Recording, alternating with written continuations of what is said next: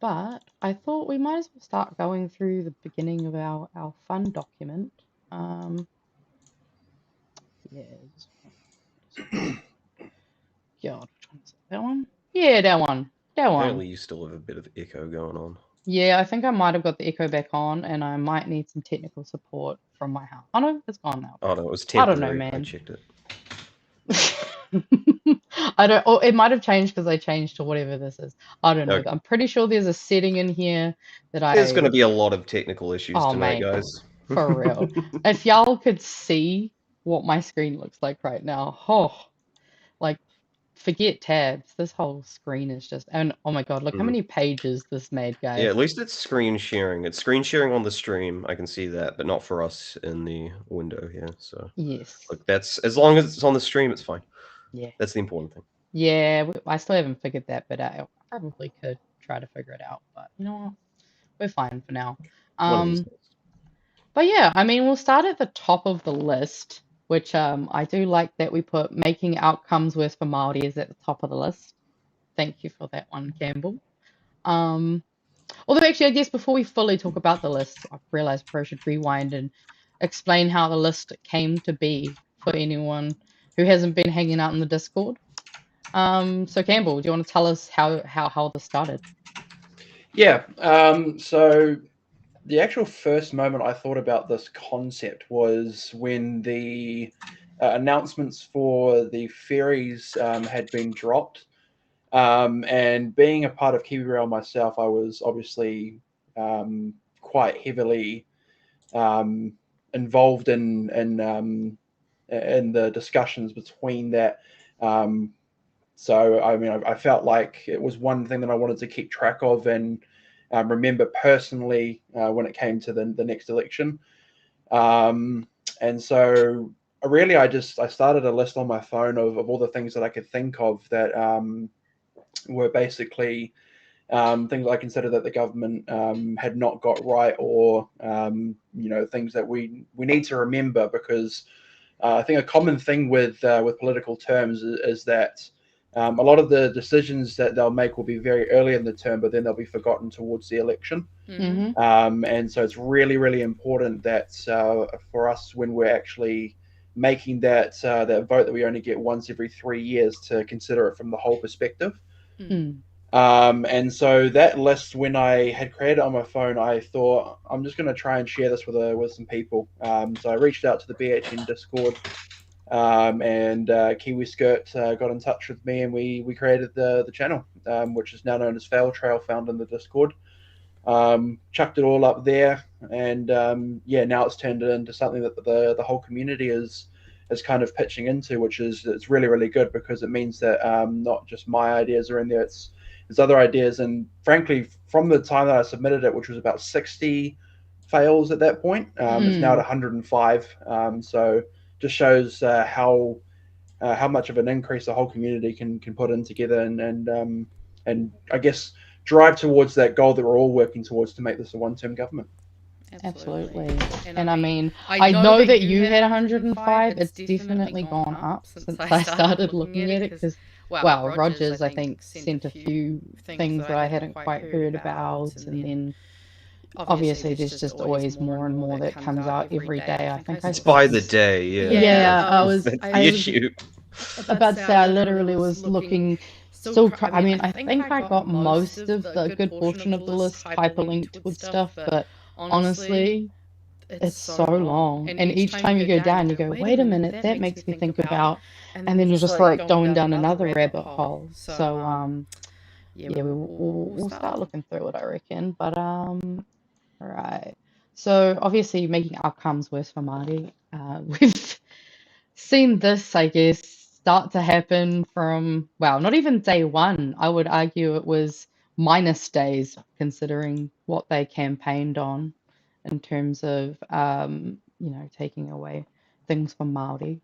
Um, I just thought, I feel like looks kind of small, but I feel like if we really went into it, we could probably break it out into so many more pieces. I guess in this section, what would you guys say is the standout one for you out of, I'm like, it's not favorite. Favorite's not the right word. Well, for me, it's definitely the introducing the treaty principles bill because for the first time in how many years have we seen a unprecedented attack launched on Māoridom? That's pretty much why I had it as number one there. Because yeah, unprecedented, out of nowhere, no justification for it at all. Speechless, honestly, about the fact that it was even introduced in the first place. Yeah, I think we all have been, haven't we? What about you, Rogers? What's your For me, it's the little things. It's the removing of the Māori names, I think, from the government agencies. It's fair? so small, it's so petty. It doesn't really affect anything, like practically. And here's probably the cherry on top. It costs money to do. It costs money to remove all that shit. So true. No, that is a really good point, actually. Like, I guess for its almost level of pettiness, it's like really of all the things to do, because I'm pretty sure that was one of the things they did in the first 100 days as well. So like, Yes, it was one of that's the first things they did. yeah, Like, which is just like a weird hill to die on, I guess. yeah. So It must have been in their coalition agreement, I expect, probably one of the minor parties, because I don't know if they there got was through by a themselves, oh they man, probably wouldn't have prioritized it. I probably should have found that because I do remember going through that 100-day document many a time. Obviously when this stuff was first coming out. It's kind of crazy to think how different things were when it just started with a little bit of. I think for me, the biggest one for me is the disestablishment of Te Aka Whaiora. That was the one for me that was really obviously treaty principles bill. Like we all know that basically takes number one for basically everything. But I think that the attacks on specifically our health authority was just so unnecessary, and also they didn't like a lot of things give it any chance to really be what it could have been and become what it could have become. And obviously, yeah, just it's it's frustrating, but I think it is good, like you say, Campbell. Like that's why I kind of want to maybe start with this list is kind of making sure that we do check-ins to really take a look at the wider picture, not just the what the fuck have they done this week? Yeah. And also, like you say, I think we're better. I'm sure there'll be people who will look at this list and they're going to give us so many more things to add, which like absolutely do. If you guys have anything that you don't think we have on here, probably easiest to just go into the BHN Discord and tag us in like what you want to add to the fail trail since it does exist in the BHN Discord. But yeah, I'm sure we'll also see some comments coming throughout. So hopefully I'll try to be able to keep an eye on that. I did find it interesting though when I was going back through and looking at these things. I did find that I found this article about the fact that the Crown literally failed to follow process in the disestablishment of Te Aka Whaiora, which is just so not Another failure. surprising. But also, yeah, I mean, we know that unfortunately the Waitangi Tribunal find a lot of things and they give a lot of recommendations, and this government goes, oh yeah, I'm definitely considering that. Absolutely, yeah, no, totally. That's why Um, they're putting the RSB through, so they can actually be forced to follow guidelines. yeah, yeah, whose guidelines though? We That's can't the trust ourselves, guys. You know. right. But then also, we can't trust ourselves, but we'll also pick who goes on the board to tell you if you're yeah that's But remember, as recently explained by what's her name from the ACT Party, the one that's responsible for the pay equity changes? I've forgotten her name. Brooke Van Velden. Van Velden. She's proven that the standards and the process only applies when it's convenient to them. So true, actually. You know what? I did. I guess that totally solves what the Waitangi Tribunal has found. So you know what? Thanks, Brooke Van Velden, for just clarifying that for everyone. She's such a G. Oh, honestly, when You know what? I Can we actually put her at number one just on the fail trail? I think she's not oh, the number one fail. okay, I feel like she's never going to be worse than Seymour. I feel like he sits at the true top. Like, that's just my opinion. But he's at least good at arguing for himself. I think every time she speaks, it's just like she like digs I herself a deeper hole. mean, okay, if we're talking about rating in terms of competency in the job and ability and skill, then I could definitely see an argument for that, for sure. Actually, I I think the mean, boys were saying this the other day, like that Axe shouldn't have let anyone else but Seymour speak. I think that's probably their biggest failure so far.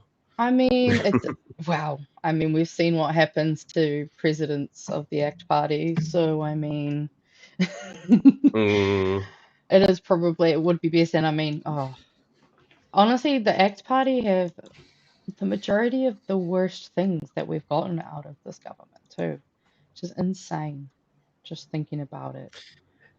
yeah, well, because like all the things, all the bad things that you could say for David Seymour, one thing he's always been good at is staying on message. I remember that leading up to the election, he was every bit of policy, bit of criticism towards the government, he'd always managed to somehow turn it to yada yada yada, this issue, that issue, and that's why we need to have lower taxes and yada yada. You know, he'd always Mm, just spin it back to his message. So he was very good at communicating in simplistic terms like that.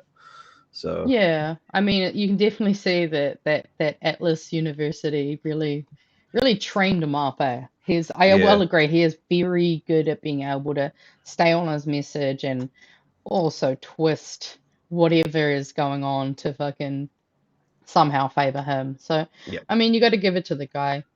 We yeah. may not like him, but he's good at what he's doing.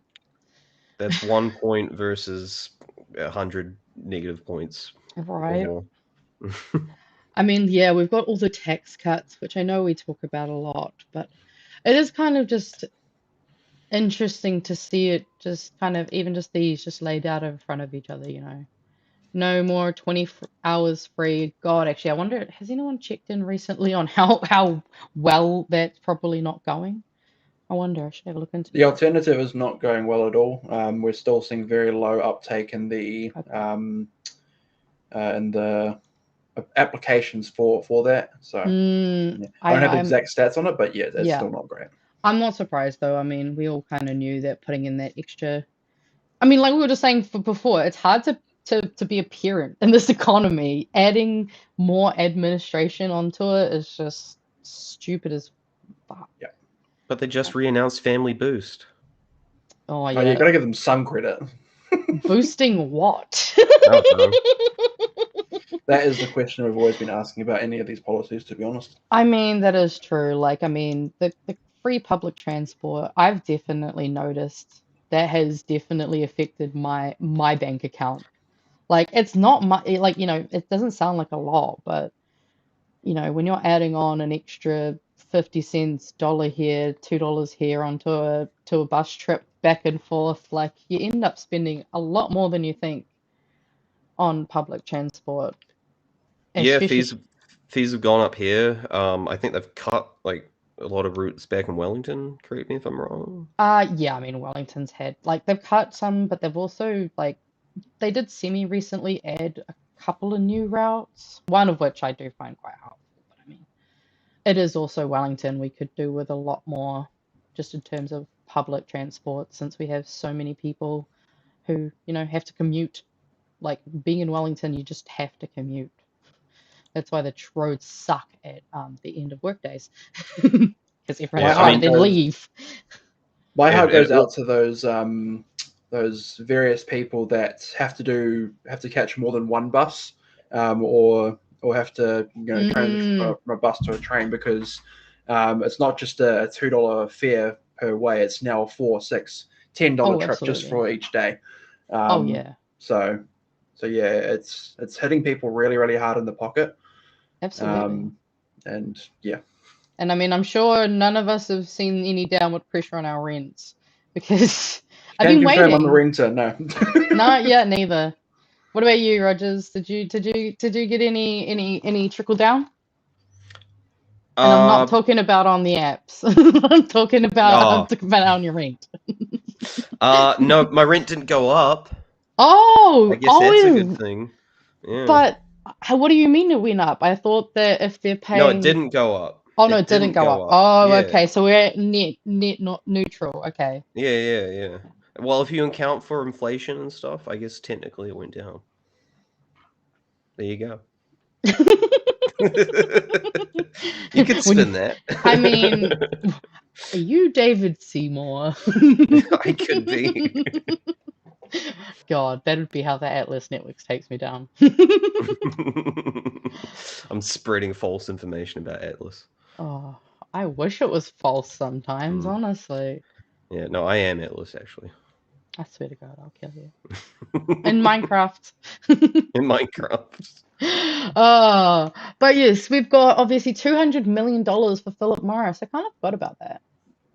Good old Casey Exactly why the Kunstella. fail trail exists, so we never forget. There you Yeah.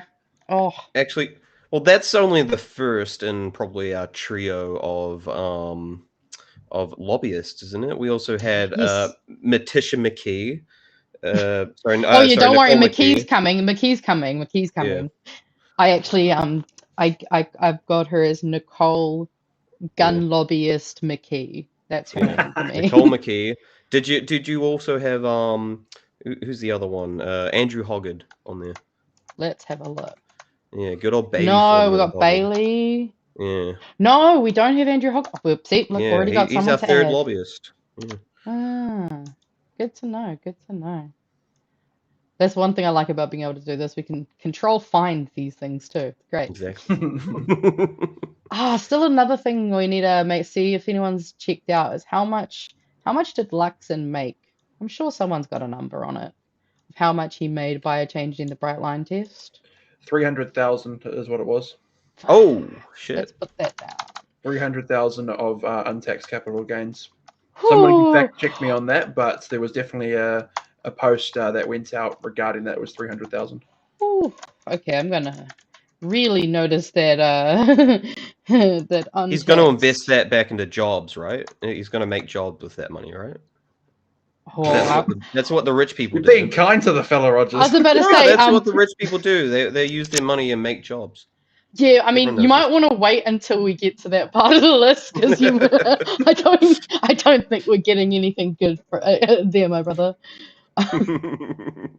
Which, speaking of, let's go into our next category: pushing the poor further into poverty. Yay! Everyone's favorite discussion. Yep. And just remember, on average, 50% of these are kids. Oh yeah. Wait. Yeah. We gotta add that in. I mean, you have to. Oops, I thought I put a. Yeah. No, wrong one. That one. There we go. Oh, someone's going to complain about my keyboard. Sorry. There you go. Avery's got us covered. So Luxon bought the apartment for $795,000 in 2020. According to One News, the apartment was recently sold for $975,000. So roughly from that calculation, quick maths, about $215,000. So yeah, it's still, even though we're given a $75,000 off, according to that, it's still. For people like us, is ridiculous. For people like us who will maybe be lucky to make, I'm sure 80, 90K a year.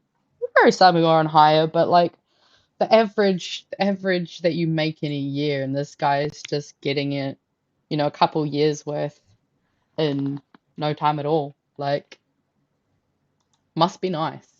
Yeah, but if you invest your money wisely, you can also buy a house and flip it for $300K. Money? Your money. Remember, you just got to have money through it. So. Yeah. Well, yeah. What about if I'm a beneficiary who ends up on money management and can't actually pay their rent? That's actually one of my not favorite stories of the beneficiary saga.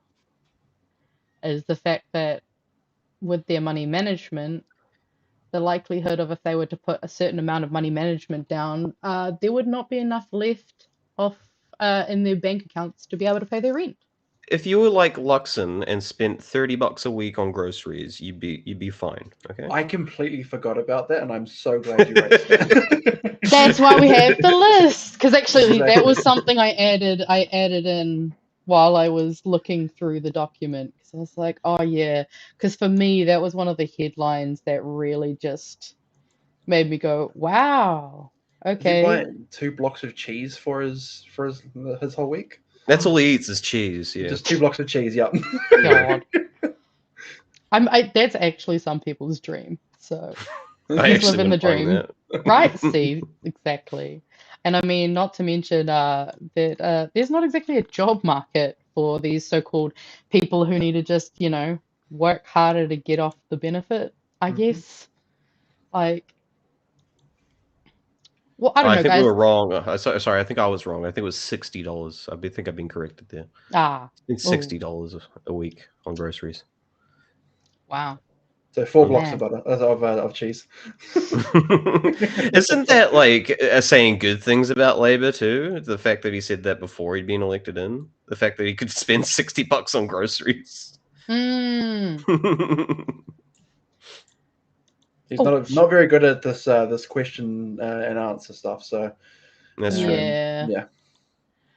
Sorry about that. I just clicked on this, but obviously, yeah, we have a lot of our disabled whānau have been super heavily hit with a bunch of reductions to what they have access to. I've seen a lot of stories about the fact that people, I think was it in this article where someone was talking about how some families have had to actually put their loved ones into like care homes due to the fact that that's kind of like the only option they have once Mm. they've lost a lot of the funding that they once had.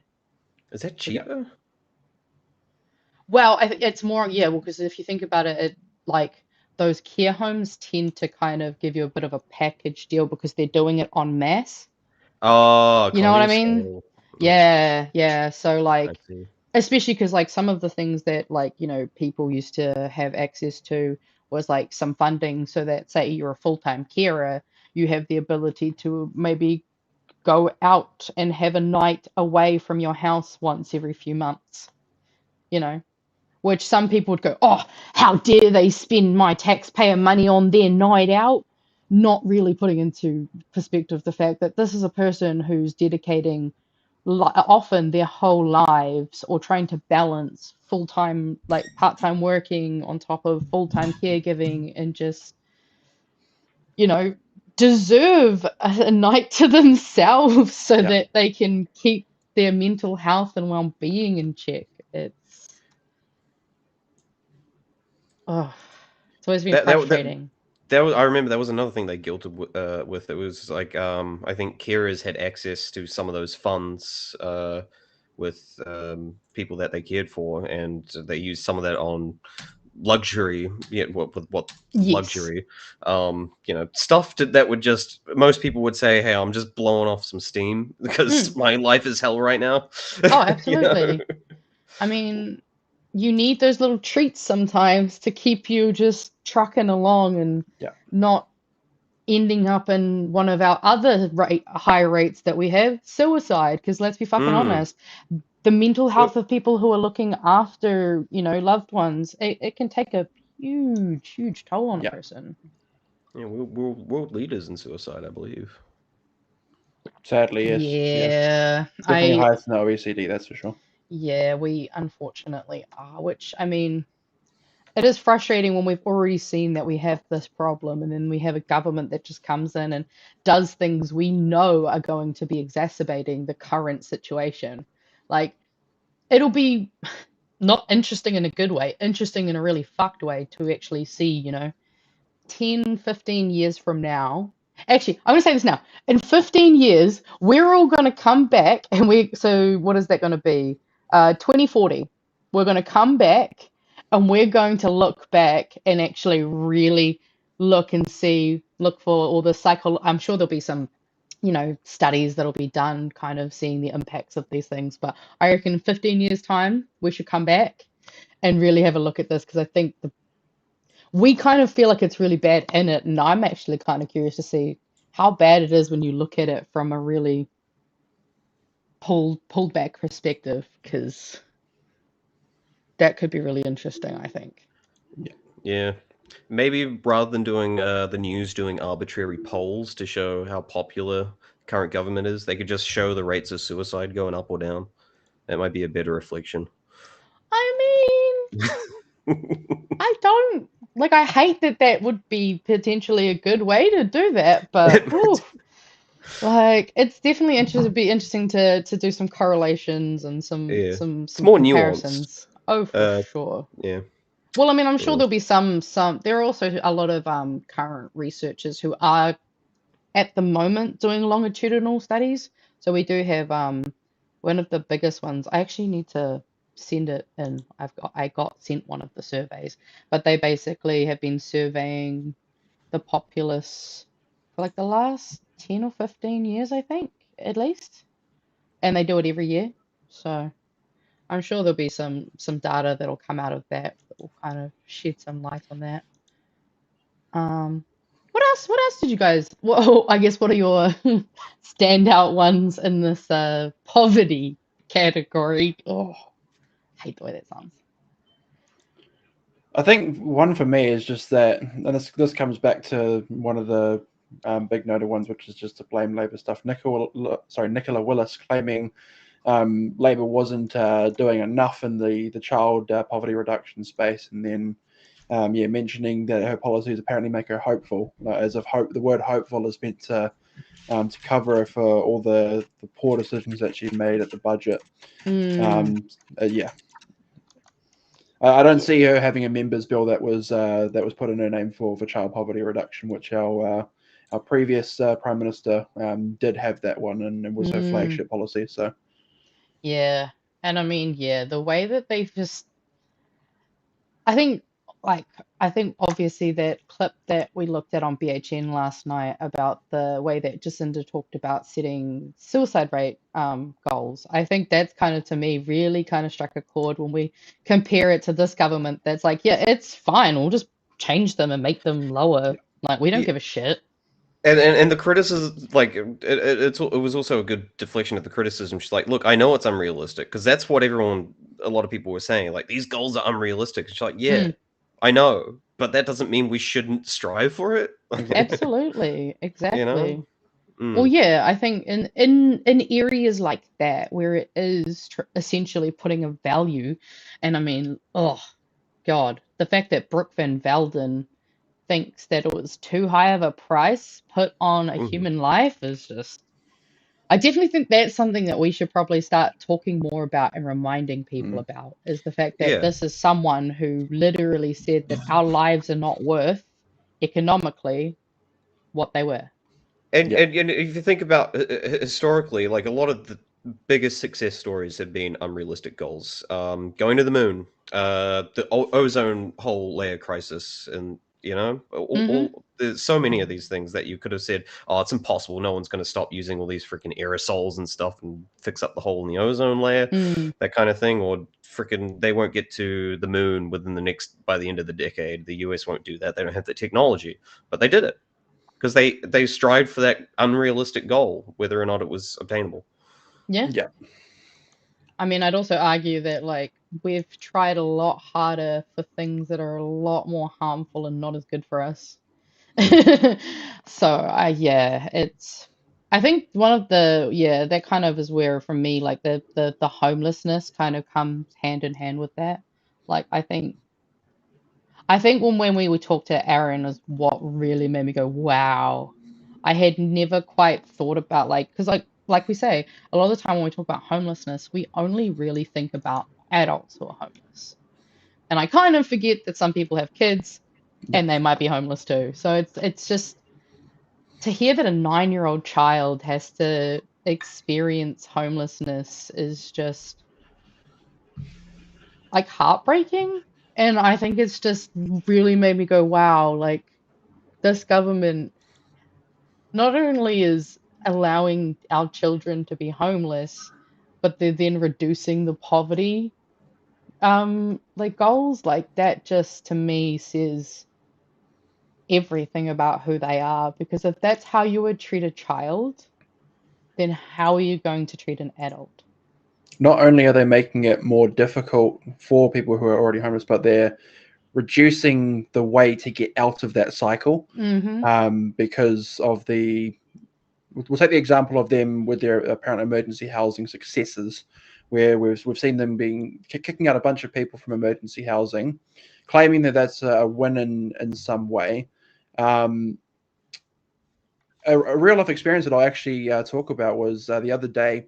Went up to my local Woolworths, and there was a man out there that I've seen quite often, trying to make his way through each day by getting some food and stuff like that. So I provided him with a meal and a blanket to help support him, and had a conversation with him. And apparently he'd been denied from housing support 6 times. So I mean, even with those people that are on the ground, there's just no hope. They see no hope for them. They see no way to get out of that cycle, and that's the really damaging thing that we've got to call out and stop.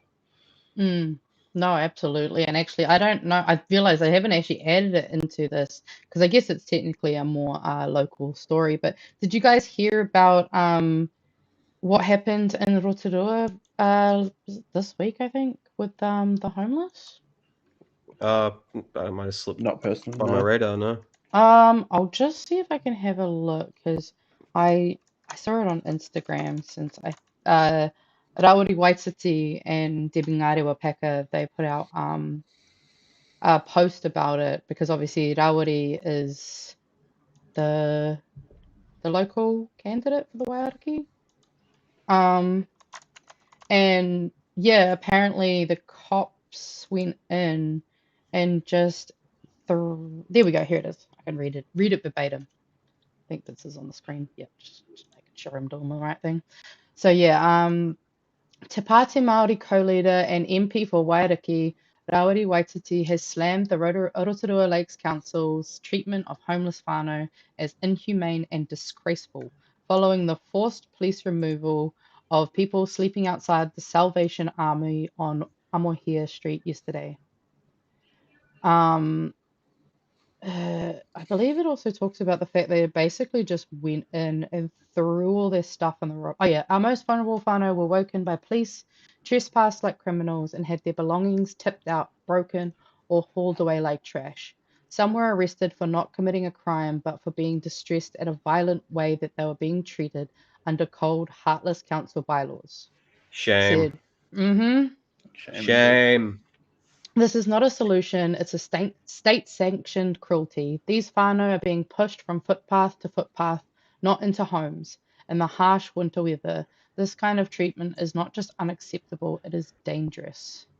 I'm getting flashbacks to when Tamitha was speaking not long ago, and this is exactly what she was saying that the cops on the beat go around doing when they harass homeless people. And everyone, everyone who was pro cop responding to that was going, "No, they don't. No, they're loved in our community."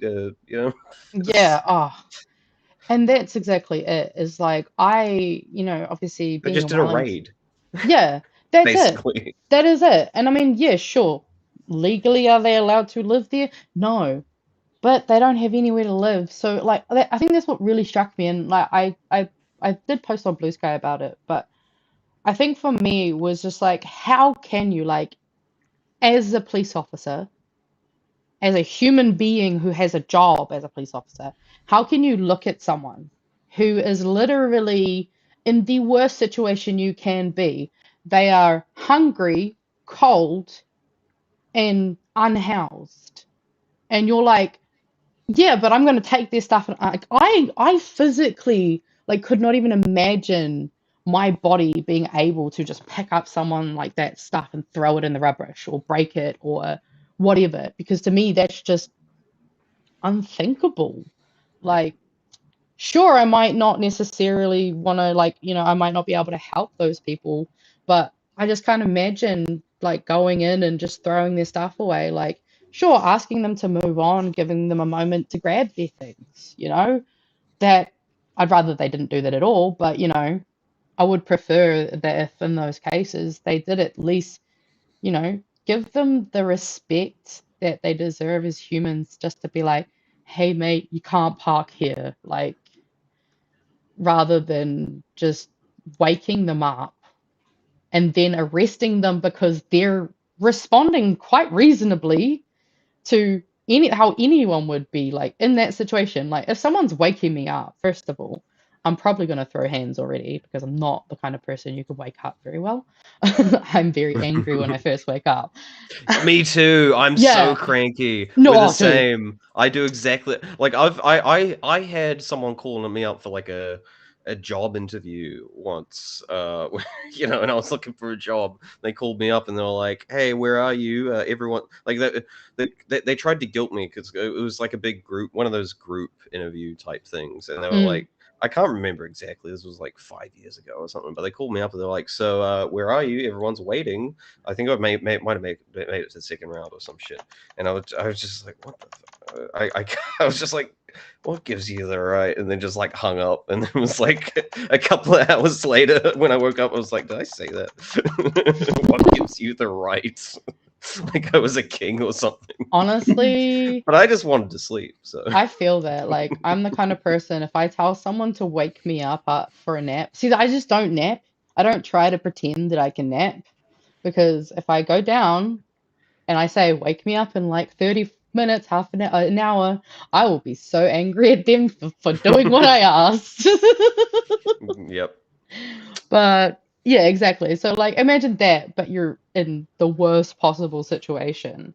And, like, I like the fact that, obviously, I mean, of course, Te Pāti Māori are one of the ones who are saying it, is that, let's be clear, homelessness is not a lifestyle choice. It's a direct result of government neglect, decades of failed housing policy, and a refusal to see the humanity in our most marginalized people.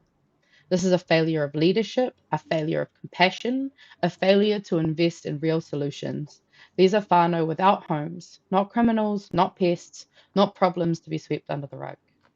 He also praised the community organisations who step up to help.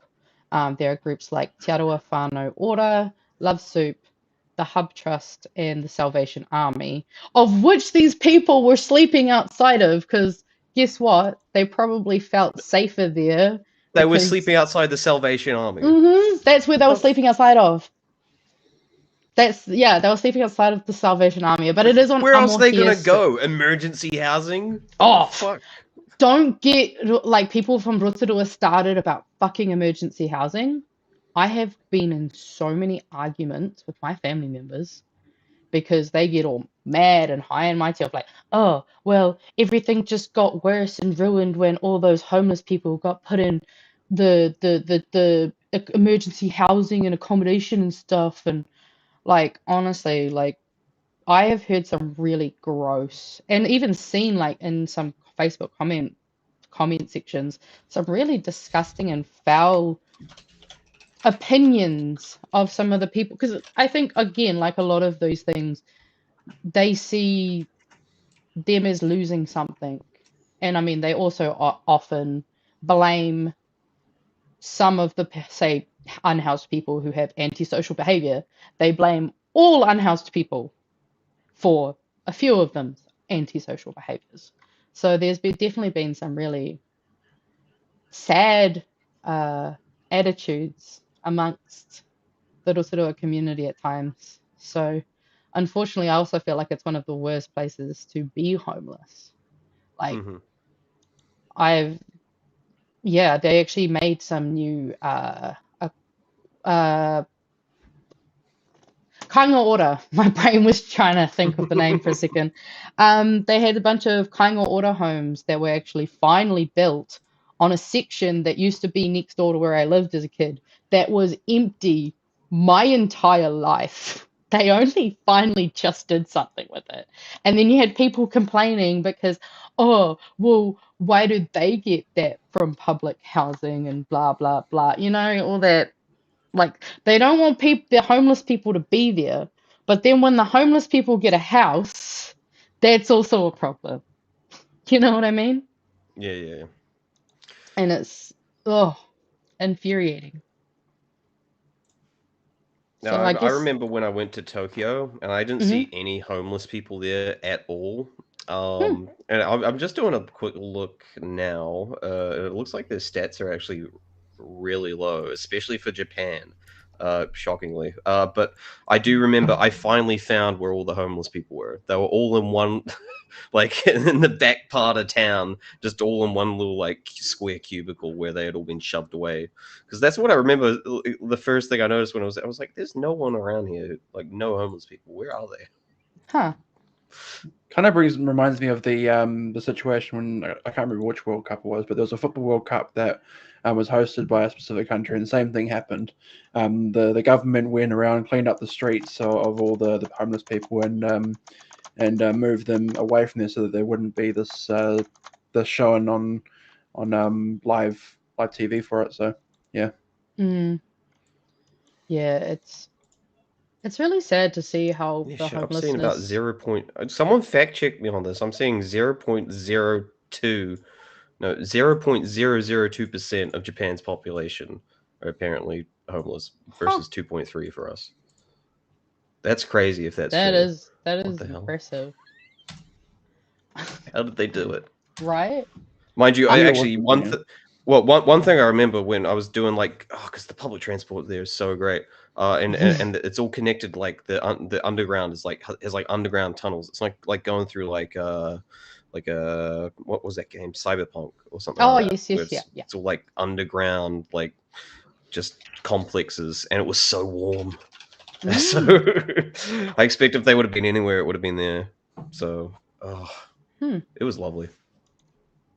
That That does was like sound. the pinnacle of what public transport could be. Oh I was yeah, I just like, mean, ugh, Japan's public transport is I wish all of them was unbeatable. like this. We're still pretty good, but I mean, yeah, their public transport's unbeatable. That's for fucking sure. it's crazy. The only issue was the language barrier.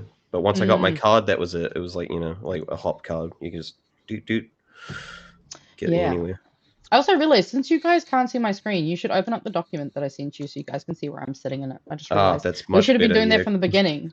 yeah, because I've been waiting and it's been like a delay, so I've, Yeah, it's almost like I've sent the document to you and I saw you guys in there at one point today.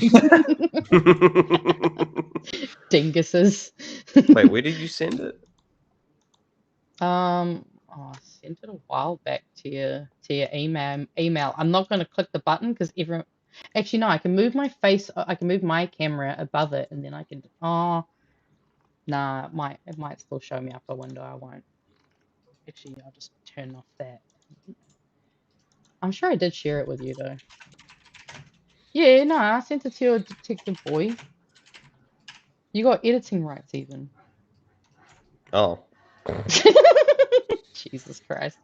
Look what I'm working with here, people. This is my co-host. This is who I trusted my YouTube career with. I don't use Google. Well, you know that I am a Google fucking guy. All my stuff is saved here and I can't be fucked anymore. But yeah, so we've got obviously minimum wage increase, the lowest we've had in decades, 1.5% for those hardworking Kiwis that we're supposed to care about because like they actually have jobs.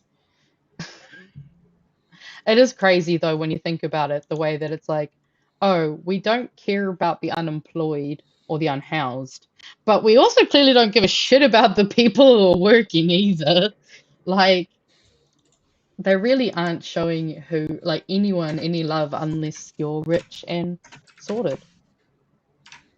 This also doesn't support in any way the ongoing pay equity stuff as well, because for a lot of those people that are affected by the pay equity, they are on minimum wage.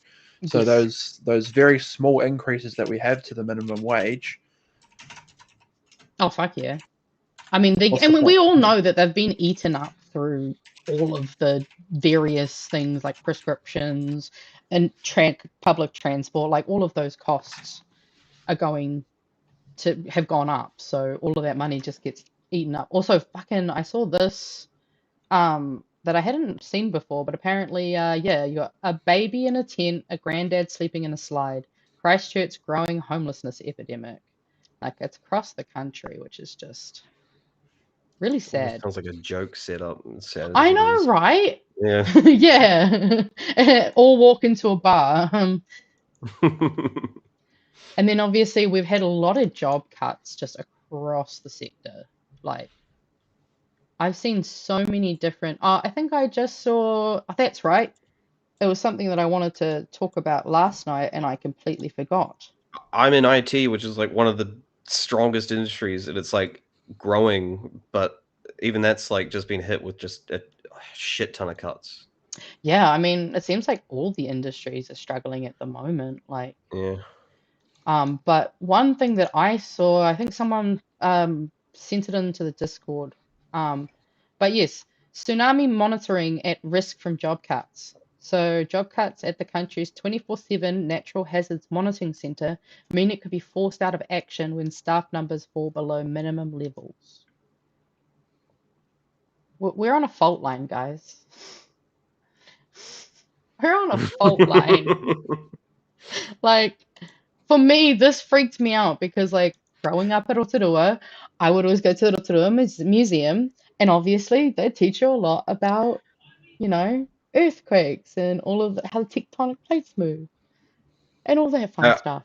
I also recall, I can't remember if it was tsunami or earthquake, but a few months back there was a report from within Christchurch about their emergency response system and how it was so flawed because their test failed abysmally.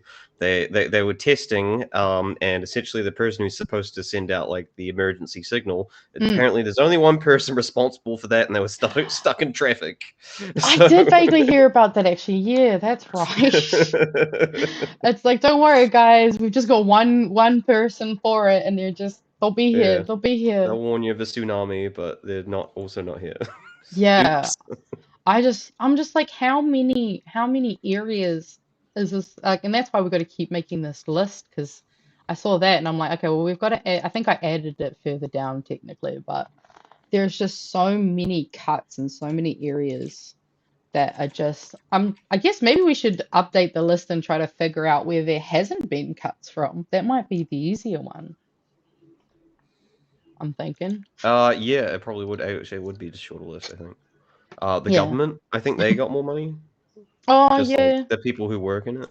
Yes, no, they did get their increases. Yeah. Yeah. I All mean, the ministers got a pay raise. Luxon did in one interview state that he was going to be giving the increased difference to charity, but even then, when I did that way back, I did that sheet with Ems, and basically, even then, he still gets like 1.8 million versus 2.1. Oh no, it was a 1.9. It wasn't much. Instead of earning just over 2 million, he'd earn just under 2 million. So, you know. And that's not including all the money from his house sales and Yeah, exactly. all that fun stuff. And the subsidies he used. Yes. Well, sorry, his wife used. It was his wife. Oh yeah, wasn't it? Yeah, it was his wife's car. That's right. We also had obviously the fair pay agreements that we've mentioned. The 90-day trials. I keep forgetting that that's a thing again. Something that is just I'm sure making it so much easier. Yeah, 90-day trials are back. So it's so satisfying to see us go through this, and every time we pick up on something that we've forgotten, it's a moment of realization. It's just the whole reason why this list was created, and it's very, it's honestly awesome when I see that happening, even just between us. So. And I'm sure I'm sure we'll keep adding to this. We might actually even have to start a second list just so it's not all too much to bloody deal with. Maybe maybe we could cut it into halves. So one can be Winnie's half and one can be David's half. They get a list each.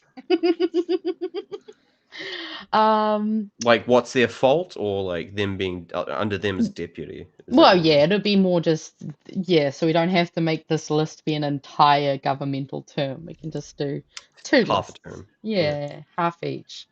Also unemployment rates rising, which is great to see.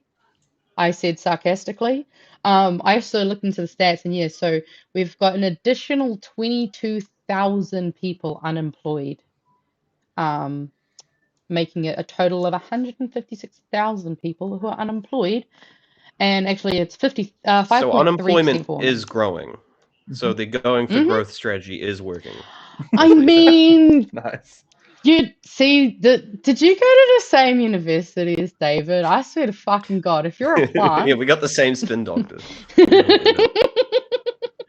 But you'll also notice that the unemployment rate is higher for women, which is pretty Yay. fucking disrespectful after what this government also did to women recently. Yeah. So Less does money, that less count as work. a double loss for women? I'm sure they'll get to a triple, I'm sure we find something else. right? Let's move on to the climate. The climate's gotten worse for women. I'm sure we've missed heaps off this list, to be quite honest. I'm sure we actually have probably way more to add. We're We've brushed got over a bit too, I think. we've got the repealing of the oil and gas ban that we all unfortunately know about. We've got the refusal to commit to climate goals, which as of Friday we now learn we're getting sued for. I had a slight question about that. I'm not sure if anyone knows the answer. Let's assume they lose, right? And then they have to pay out the suit. Where does that money go? What happens to it? I mean, it'll go to probably because I'm assuming it'll be to whoever's suing them for it. So which will likely be those in relation to the Paris Accord, I'm assuming. I don't actually know though. We should actually probably look into where that goes. I'm that was a assuming bit it of a would be thought. something to do with some kind of fund they have for that, or but that's a really good question. We should definitely look into that. Maybe have a wee side Google, I reckon. Also, though, I did notice someone pointed out last night that actually that Paris climate agreement was actually signed by the last national government. Yay. So I love how they seem to be like going back on things that they technically implemented. It seems to be very common that they just. Was it Key or was it English? Because they could throw Bill English on the bus, just say he was shit. I can't remember exactly when it was. I know someone in the chat they just mentioned it in the chat, and I was like, that's really interesting. But I mean, I forget that English was technically there for a moment. Technically, yeah. So Yeah. we've had two prime ministers in a row step down. Rajan says Key, so it looks like it was Key. Yeah. Okay. It would be. I wonder if this guy will step down too. Well, yeah, because I think that was also the same, because that was the same year they also, I believe, are the same administration that signed up to UNDRIP, the UN declarations and rights of Indigenous peoples, which this government is definitely not holding up their end of the bargain to. Obviously, I know that Chewy and Pat love to talk about the ruck charges on EVs, and actually, I do have a wee graph. I thought, let's have a look. So, when it comes to EV registrations, where is it? It is. So December 2023, so the government had only just been in for a month, so technically they don't get to have this number, but it was at 25,819, and we see quite a slow and then sharp decrease all the way to only 8,182 vehicles as of March 2025. And I mean, look at that 2024 number and then the 2025 number here. Like, that is insane. Like, this government is great for business. Right? Imagine if you were in the EV business, like, and especially given the clean car discounts and all that, I'm sure they must have noticed a huge, because I think I saw some articles as well talking about how there were some places that basically had excess stock now of some of the EV cars. Yeah. They were slashing prices, I believe. So selling them at a loss. I mean, a great time to buy if you can afford to. Like, absolutely, it was a great time to buy. Maybe that's why China sent their destroyers into our water. Just We hurt wanted their EV. Yeah, we hurt their EV sales. Yeah, fuck you. Oh, and also, I mean, yeah, other stuff. I guess then let's go into tenancy. We've got the no cause evictions, which I'm just I'm still so mad about that one, to be honest. What I I think just my reaction in that very moment describes it all. Like, how can you justify that? Kicking somebody out for absolutely no reason within the first 90 days. How Yeah. does that at all benefit someone? The reason that I remember they kind of promoted for this was that it gives the owner more confidence to take on someone who they might not typically take on. Yeah. If they're not doing anything wrong, then if they do something wrong, then there's ways to manage that with the current with the laws that were there. Kicking somebody out for no reason just doesn't make sense, and that's why in that thing I've noted there that it's loopholes to rent increases. If you can't increase your rent within the first 12 months within your agreement, kick someone out. Cool, I can increase the rent now. Well, yeah, I also do remember around the same time though there was a lot of I think well, it was on mainstream media. I can't remember if it was TVNZ or just One News or whatever. But I remember seeing like this kind of focus piece on this property owner who had basically actually terrible tenants come in and like leave the place in an absolute fucking mess, ran off without paying rent, which is bad. I'm not saying that that's good.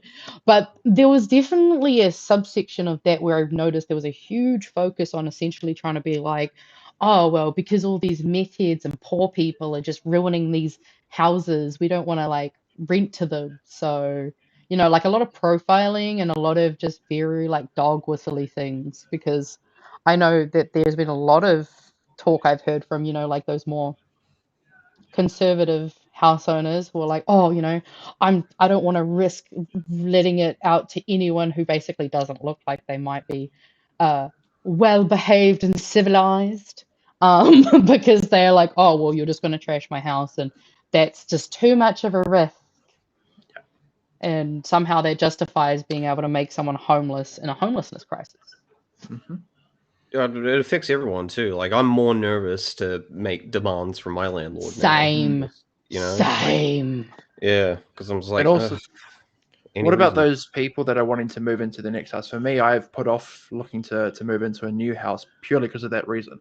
And the current house that I'm in, I'm past that 90-day point where they now have to give me a reason. Not that they ever would have a reason, because I treat this house like it's as it should be treated.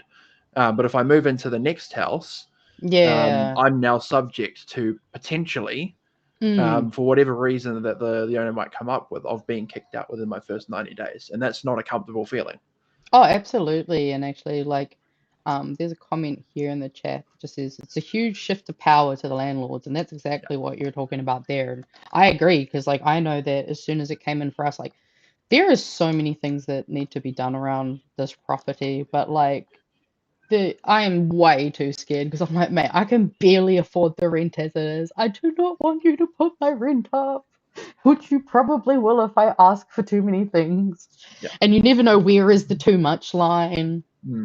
Are you going to have a good landlord, or are you going to have a nightmare? And then it's also worse, because when you think about it, they've also then removed first home grants. So like, one way to get out of renting would be getting into your first home. Not only that, but they actually cancelled active first home grants that were still in progress.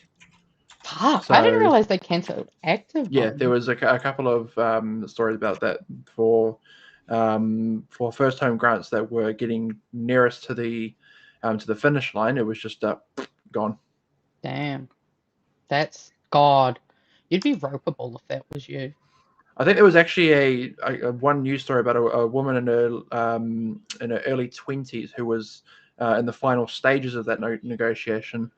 So if someone in the chat would like to go and have a search for that and bring that would be pretty awesome, because I remember hearing about that story, and it would just suck, wouldn't it? Like, you're going for your first home, and then all of a sudden, you're actually able to do it, and in your 20s, like that's insane. Exactly. First of all, so like to have that just be absolutely stopped in the middle of it. Same way I guess it's the same way they did with pay equity, isn't it? Just, oh well, we're saying stop now, so stop now. And obviously, we don't need to go over the 2.9 billion in tax breaks for landlords, but we'll say it every time we can. And then even worse, we've also got our increased ACC levies, which I'm sure a lot of people have been noticing the difference in obviously what your take-home pay is if you have a job. I'm sure many of you who have jobs, unlike me, have noticed a bit of a drop. Well, yeah, a drop, probably a bit more than a drop. So what does it say? Someone who earns 2,000 a week before tax would have their levy increase from 32 to 33.40. Yeah, and then so the amount has risen steadily from $139 per $100 in the year. Oh, that was in 2022. It'll rise to $1.75 and then $1.83 the year after. So that'll be slowly. Correct me if I'm wrong, but those jobs that have higher risk, though, that would mean that the levies for that would be higher because you'd be assuming more risk, wouldn't you? Oh, absolutely, yeah. I'm also assuming that would mean that would that likely affect motorcycle users and stuff like that? Because don't they have to pay higher things on some of their ones because basically, you know, a motorbike is way more dangerous than being in a car. Yeah. So, yeah, I'm sure that probably affects people in multiple bloody ways. And then obviously we have our fun infrastructure. And by fun, I mean not fun at all.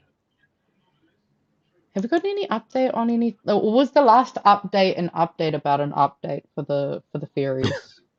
I can never remember.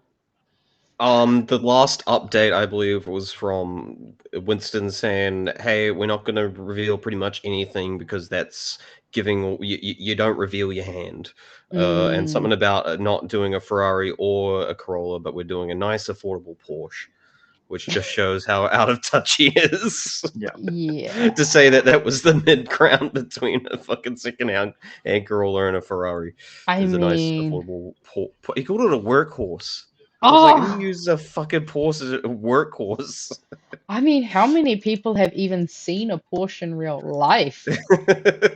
Like, I think I've maybe seen one once, like kind of vibes. But yikes. But yeah, we also had our cancellation fee of 300 million. Yeah, so we don't even know who's going to build those. Still, we have no There's- clue. The bid's out there for someone to come to us and be like, "We can do it." I guess that was more or less their strategy. So we haven't had an update for that. There's rumors that it's apparently a new deal with Hyundai as well. So that's I've heard rumors of that too.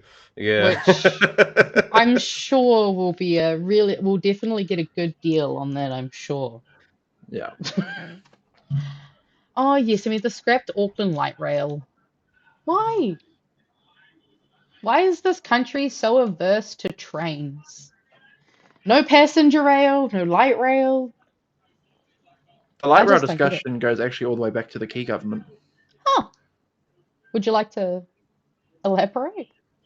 So yeah, it was national back when Key was in. I think towards the last end of his term that they were looking at doing something for light rail. I think at that point it was just towards the airport as an airport link because Simon Bridges, as the Minister of Transport at the time, he was getting a lot of stick from the then Labour opposition about his inability to actually do that properly. So interesting. I mean, hey, it's still national. Yeah.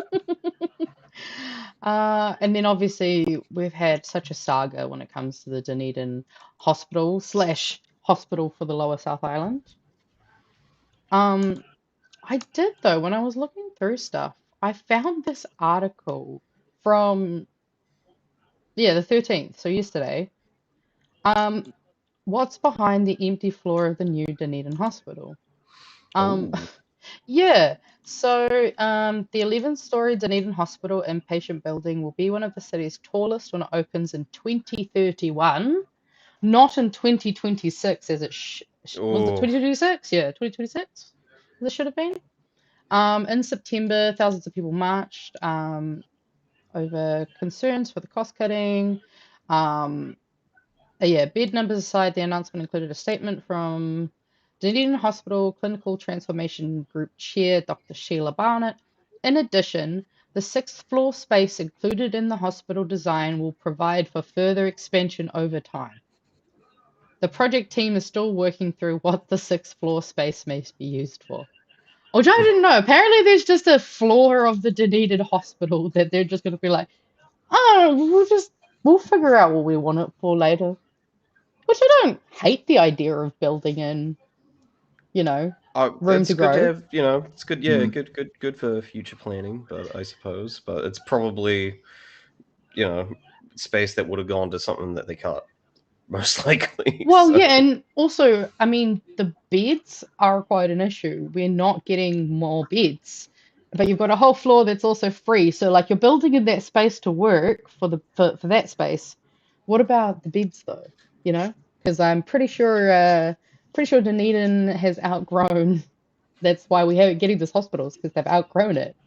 We need more beds. Can I just say on the Dunedin hospital saga, isn't it ironic that every other hospital currently in New Zealand is getting an upgrade? We've seen Wellington Hospital being upgraded, and then we heard Simeon Brown talking about Auckland Hospital getting an upgrade, whereas Dunedin's hospital, nothing. I actually didn't even realize that. I'll think about that. That's It's a because really fucking Dunedin great doesn't point. vote for national. That's why. But it's just It's also in the bottom of fucking nowhere. When I was looking at that and just reading about those upgrades, I mean, okay, great. We're seeing upgrades to hospitals and upgrades to infrastructure. Happy about that. But love that. We're talking about Dunedin, who've been desperately asking for a new hospital for how long now? It's been a while. Since I can remember, since I was a little boy, I think. Wow, that is a while. Damn. Yeah. So what? At least probably 3 decades then, minimum. Well, yeah. Well, at least my mum was complaining about it all the time. I'm not sure if there was public sentiment for a new hospital back then, but since I was a kid, it's just been like, yeah, it's a shithole. Yeah, I mean, unfortunately, I'm not surprised that they like when we think about it in general, they usually favor the 2 main centers on the North Island. When it comes to the stuff in the South, we'll get around to it sometimes. They found asbestos in there like not too long ago, like a good 5-10 years ago, something like that. I mean, that sounds on brand for a hospital that let roof juice in the operating theater. I mean, it's everything I've heard about it is not good. Also, I don't know what this means. Would you be able to maybe clarify Nelson versus Dunedin turmoil? Oh, so I'm trying to think back to whenever, but basically, Nelson, I think it was a Nelson hospital, or something like that. There was it was basically talking about how Nelson and Dunedin were now fighting each other for hospital funding and stuff like that. So I'd have to do some Google searching and stuff about that. But yeah, no, it was definitely to do with the fact that kind of the South Island had now been feuded against each other. In the funding. Oh yes, I see. Yep, that makes sense. That makes sense. Basically, what? So that's Upper South versus Lower South? Yeah, exactly. Damn, that's crazy. And then we'll move into strike action, which I think we'll leave the Hīkoi for afterwards. But we'll start with the nursing strike, and I don't know. I feel like there might have been more strikes than this because definitely, yeah. I know. Oh, there was one with the CTU that was the same week. Yeah, because that was the same week as Toitu Te Haka. Actually, that's probably another one. But yeah, because I know Craig Rennie was speaking at that one. Yeah, there was the pay equity strike as well. Yeah, I think that is the one I'm protest, thinking of. I guess, not a strike. Yeah. And then, we've had obviously nurses strike. I did note that you had put the police strike, but wanted to but can't, and I do remember that actually. That was I think that was where I first learned that police officers can't strike. That was a really, really botched. I think it went to the arbitrator in the end, didn't it? I did. don't remember. Yeah, It did. Ah. I wonder if anyone else has got any other strikes. It's actually similar to the Terra Nova settlement, if you remember that one. How it was forced out of them by the courts. Similar thing here. They weren't willing to pay enough to police, and so they had to get the arbitrator in for it. So. Yeah, okay, I didn't realize that. So I just realized I'll open up a wee video. Might as well. Oh, you guys won't be able to. Yay! Wow, you can if Oh. you're looking at the side stream, but you know what? It's fine. Oh, no sound. Hold on. Let's get some sound going. Hopefully the people can hear Maybe this. you can just describe it. Well, yeah, I mean, I will. So this is basically just some overview video from the hui of the Hīkoi mortality. And I just really liked this specific video because I'm sure you guys will see it on the stream once it's showing up. It just gives such a good perspective of not only the Hīkoi while it was moving, but then also the Hīkoi once it arrived to Parliament. I think it's some of my favorite aerial footage. There's also a moment that's coming up in a minute where if you kind of look in these bushes, you can literally see people like trying to climb over bushes to like get into. Like I remember hearing one story from one of the ladies that I know from Itu, and she was saying how that when they got there, obviously it was super full and they couldn't really get over stuff, and so they were literally trying to that all these young guys actually helped her jump over a hedge, which is just so cute and so That's cool. sweet. Just, oh, we got you, fire. It's all good. Like, just, I'm just so glad that I got to go to that, to be honest. It was probably I'd say it's my favorite protest I've ever been to. I mean, how can you really beat 100,000 people just storming the steps of Parliament? Well, I mean, yeah. Although, I was looking through this, there was an article that just had images from the Hīkoi, and man, there was this one image of David that just looks. Hey, there's just something about his face. It's like, why do you look like that? Just why? Why do you look like that? Worm. My highlight from the Auckland one was just meeting Brett McKenzie from Flight of the Conchords. You met Brett That was pretty McKenzie? cool. Yeah, I just saw him. He wasn't even at the Oh Hīkoi. yeah. So he was just in town with his Just family. I happened. just saw him. I was like, "Are you at the Hīkoi?" And it's like, "No, I'm off to see Coldplay." Oh, so you're saying that Brett McKenzie didn't support Toi Tūtiti and went to see I didn't even Coldplay know it was instead? on. So he came, and I think he's over. He might live overseas now. He specifically flew in just to go to Coldplay. Wow, that's impressive. I also actually realized we should probably. I know that our moderator has probably been keeping an eye on the chat, and if they want to jump in, I'm going to sort that out real quickly. So be ready once I put you in there. But we'll look at the next categories. Okay, so we've got pay negotiation, which kind of goes into the strike actions. Let's go to Smokefree 2025. Oh no. What was your guys' favorite thing about the Smokefree debacle? How quickly we did a 180. Honestly, that's fair. That's fair. I mean, it was kind of surprising to me that like they just were like, "Yep, nah, we'll just take these back. It's fine." Well, I think the worst thing about it was we went from the leading country in this space to the country not to be in for this space. That was our reputation just absolutely flipped on this. Oh, absolutely. Like, I was definitely terrified to see the just immediate like, oh, yeah, that's fine. Like, I feel like we worked really hard with the smoke-free stuff. And like, I say this as someone who actually was smoking. Like, I did used to smoke cigarettes. Shit got way too expensive. Like, it fucking worked. Smoke free. Yeah, I don't even vape anymore. Like,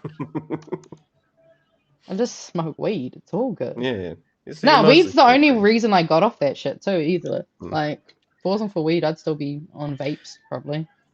Yeah. And you can vape that too now. You can get those herb vapes, which I hear are probably better for you. Which, yeah, Oh yeah, I mean, I really want to get one of those costs money though. proper. Oh yeah. Your bro doesn't have quite enough money for that, I know but that. when I can, trust me, you know that I mean, because the thing is, it's also just better for you. It's healthier for you. Like I do, you know, combustion, it does have its, you know, there are actually differences, like, because they've, a lot of the chemists that I've followed, they've actually found like there is actually some health benefits in terms of terpenes and the stuff like that when it comes to combustion, but there's obviously also like health things in terms of that too. They did just release a study like a month ago about vaping that it does increase risk of like lung diseases though, like Oh yeah. not sure specifically, like Well, I mean, respiratory disease. like, you're not supposed to ingest anything that isn't air. Like, that's how Yeah, humans are made. So it is kind of funny how it's just like, yeah, nah. Oh, what's this doing? Also, can I get moderator to come help me with the OBS, please? Sure. Oh, wait, you're here. Oh no, it works. I did it.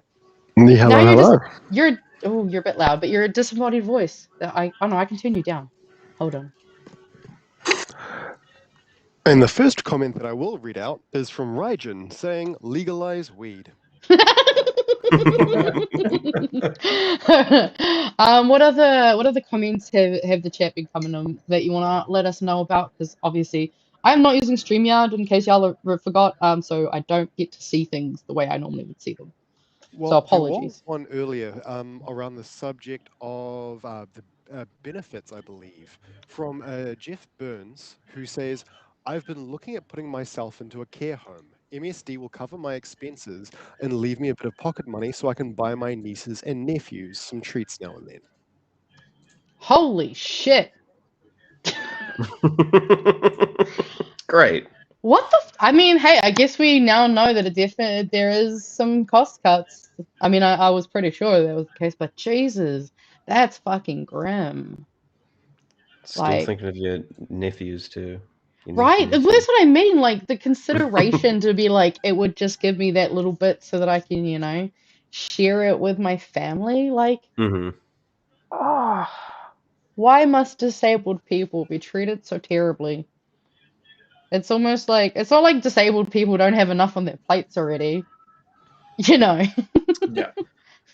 Like, oh, that's heartbreaking. Do we have anything else of note? Because I'm glad that we heard that, because I think more people probably need to know that there are disabled people out there who are genuinely considering that kind of thing, especially given the fact that care homes can have some really, uh, some can be good and some can be quite bad, from what I've heard. Absolutely. Another one is a bit of insight from James Faction.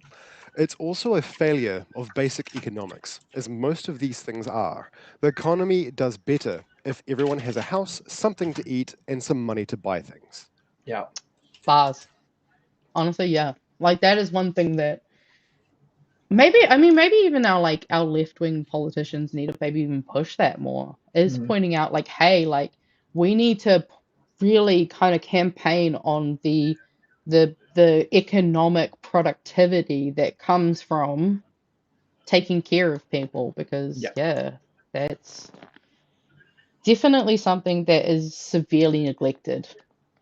Because also, even just in terms of like, even not just that, but I feel like my brain's just thinking about like accessibility as well. If things are more accessible, you know, there's a big population of disabled people who could do jobs if they were, you know, accommodated in ways that made them able to engage with it. Like, there's a lot of really smart and talented disabled people who have so many skills that we could be utilizing from.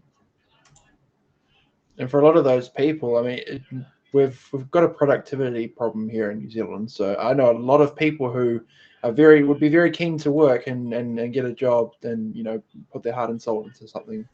Oh, So absolutely. I mean, that's the thing is, and I think Government? a lot of people try to kind of almost act as if I think unemployed people or disabled people don't want to work, when it's quite often the opposite. It's like, mate, it would be great to get out of my fucking house and have some sense of purpose in my life, actually. I literally hate not doing things. I hate Yeah. sitting around. Like, I feel guilty. So Yeah. yeah. Okay, but Like, to be fair, that's also something you probably need to go to therapy about. That's not just I don't want to go to like, therapy because I don't want to tell a therapist all my secrets. okay, well, So, like, how about we do weekly combos on that are not online, and I'll be a okay. therapist. No, we That's could do it online. That could be a new show oh we my do. We could do my therapy, where oh I just I'm not qualified. I mean, to be fair, now you just made me think of the therapy gecko. Have you guys seen the yeah. therapy gecko? I've never heard of that. You've never. Okay, we're gonna go on a slight quick side tangent, but everyone knew I would do this, so it's fine. It's my show. I can do what I It's want. Oh my God, justified. that's right. I'm allowed to do what I want. I forget about this. Oh, having unfettered control right now. Avery says you just need to dress up green. I mean, we're already partway there, aren't we? I mean, Mage's hair is green, so Exactly. Like, I've also got the tism, so of course I like frogs. hell yeah. But yeah, so this is Lyle Forever, and he's known as the therapy gecko. And I do actually recommend if you want to kind of go along and have a bit of a laugh and a good time. But he also does sometimes give some really good advice.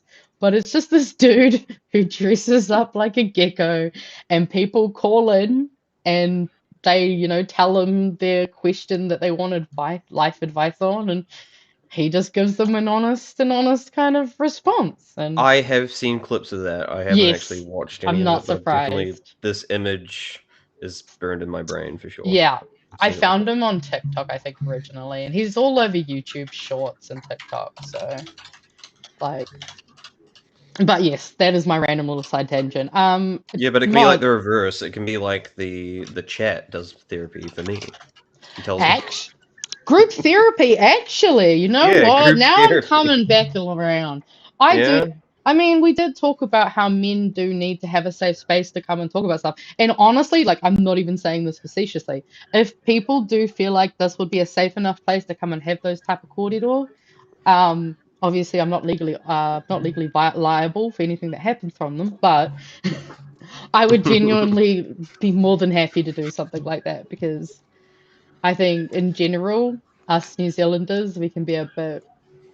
Yeah. We don't think we're important enough to bring up our problems to other I people. mean, Like, anyone that met me at the meetup will know I just need a couple of drinks, and then I'm just spilling the beans completely. So I'll just make sure I have a couple of like, drinks before we start the yeah. show. Hey, Yeah. I mean, whatever helps you get to where you need to, as long as it's like that level between like you're drunk enough to share your feelings, but you're not too drunk to forget the advice that you're given. You know what I mean? That's true. But no, the good thing is it'll be recorded for the next day. Actually, you know what? Totally true. As long as you rewatch the episode, you know what? Exactly. Sounds great. And I see. Oh my God! Someone just said I feel safe here. I love that. Like, I genuinely, I love that so much, because Thanks, Jeff. We love you. feeling safe around others is not always something that is very easy to attain. Do we have any more questions, Mod, before we continue on with our list? Yes, there was one interesting factoid brought to us by Kai Matata, who said, do you know that Luxon, New Zealand's biggest coward, was the editorial reviewer for a book called The Courage Solution? No! What?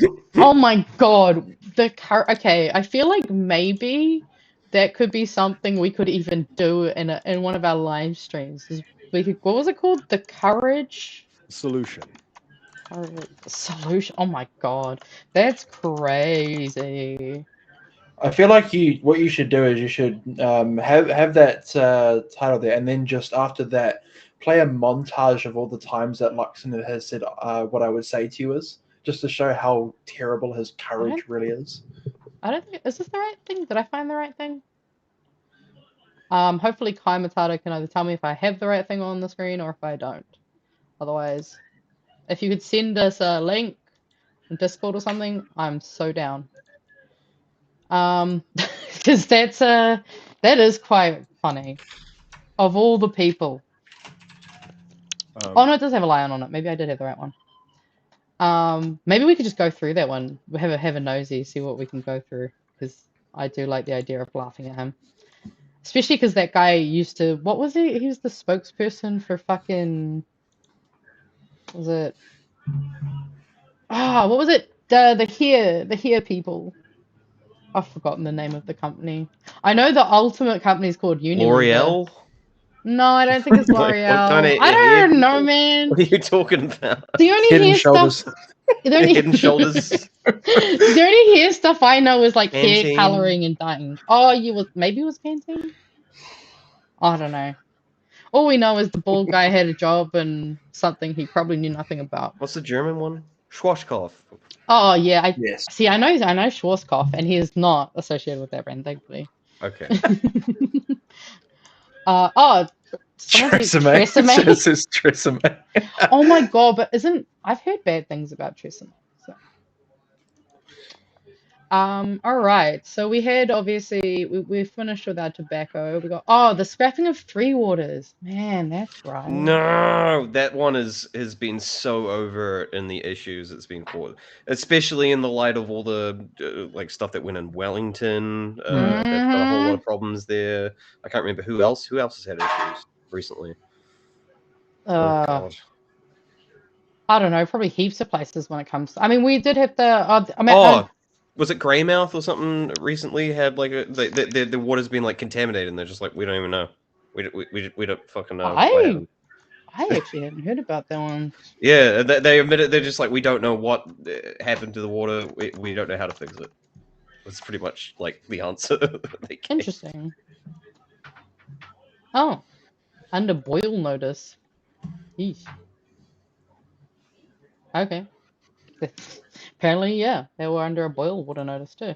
Yeesh. And Queenstown had one as well.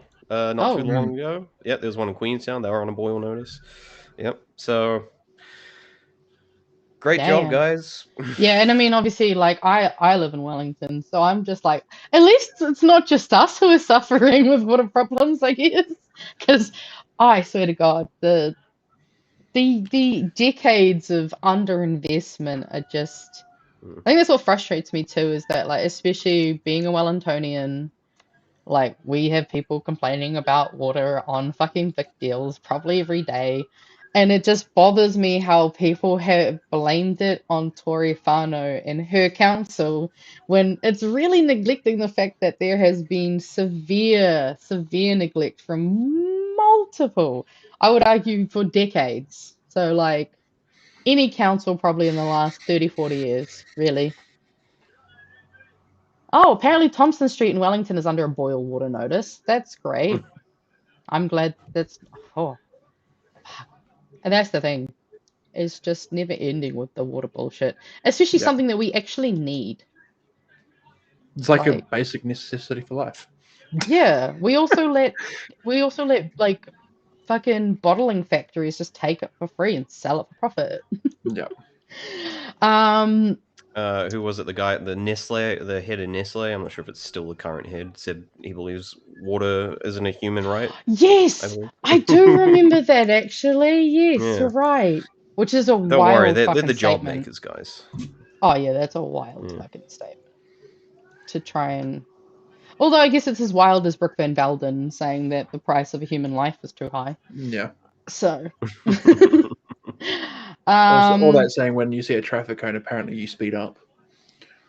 I mean, if you're my brother, actually, low-key, kinda, but like, generally no. But I do know some people who just have no self-control. Also, the cancer drugs. I like how that was both. Well, because we ended up getting it right, but it was only because we got a bunch of other ones. Or they had to give us a bunch of other ones in order to give us those ones. Was that how we ended up? Well, so they promised a bunch, and then they said they weren't going to do it, and then they backtrack on them not saying they weren't going to do it, but they didn't deliver as much as they had initially promised. I think that's what wound up happening. I think it was not included in the budget at first, and then they had to borrow from the next budget to fund it. I think it was what it ended up being. Ah, yes. Yeah. That's right. God, talk about fucking economic mismanagement. I thought they were supposed to be good at this shit. But again, the government of financial discipline. Bullshit. yeah. So But don't worry, disciplined. inflation's going down. It's trending down, guys. Is That's the it important thing. is it That's what trending matters down at on the end of the these day. nuts? Like, I don't know about that one, eh? Look, I know everyone's life's worse, but inflation's down. Come on. Exactly. Actually, that reminded me. How far are we through this? We should get through some more of these. There's something else I wanted to look at. We've got graphs. Okay. We got the police, which reminded me in our gang pictures section, I have added about the child who was stopped by a police officer for his boxing club t-shirt, as I'm sure we all remember. Oh, yeah. I think I remember this one, yeah. Yeah, I think it was our first story back on VHN after Yes. Christmas holidays. 12-year-old stopped by police for wearing a boxing club shirt. Yes. Yeah, which, like, I'm sorry, but how the fuck?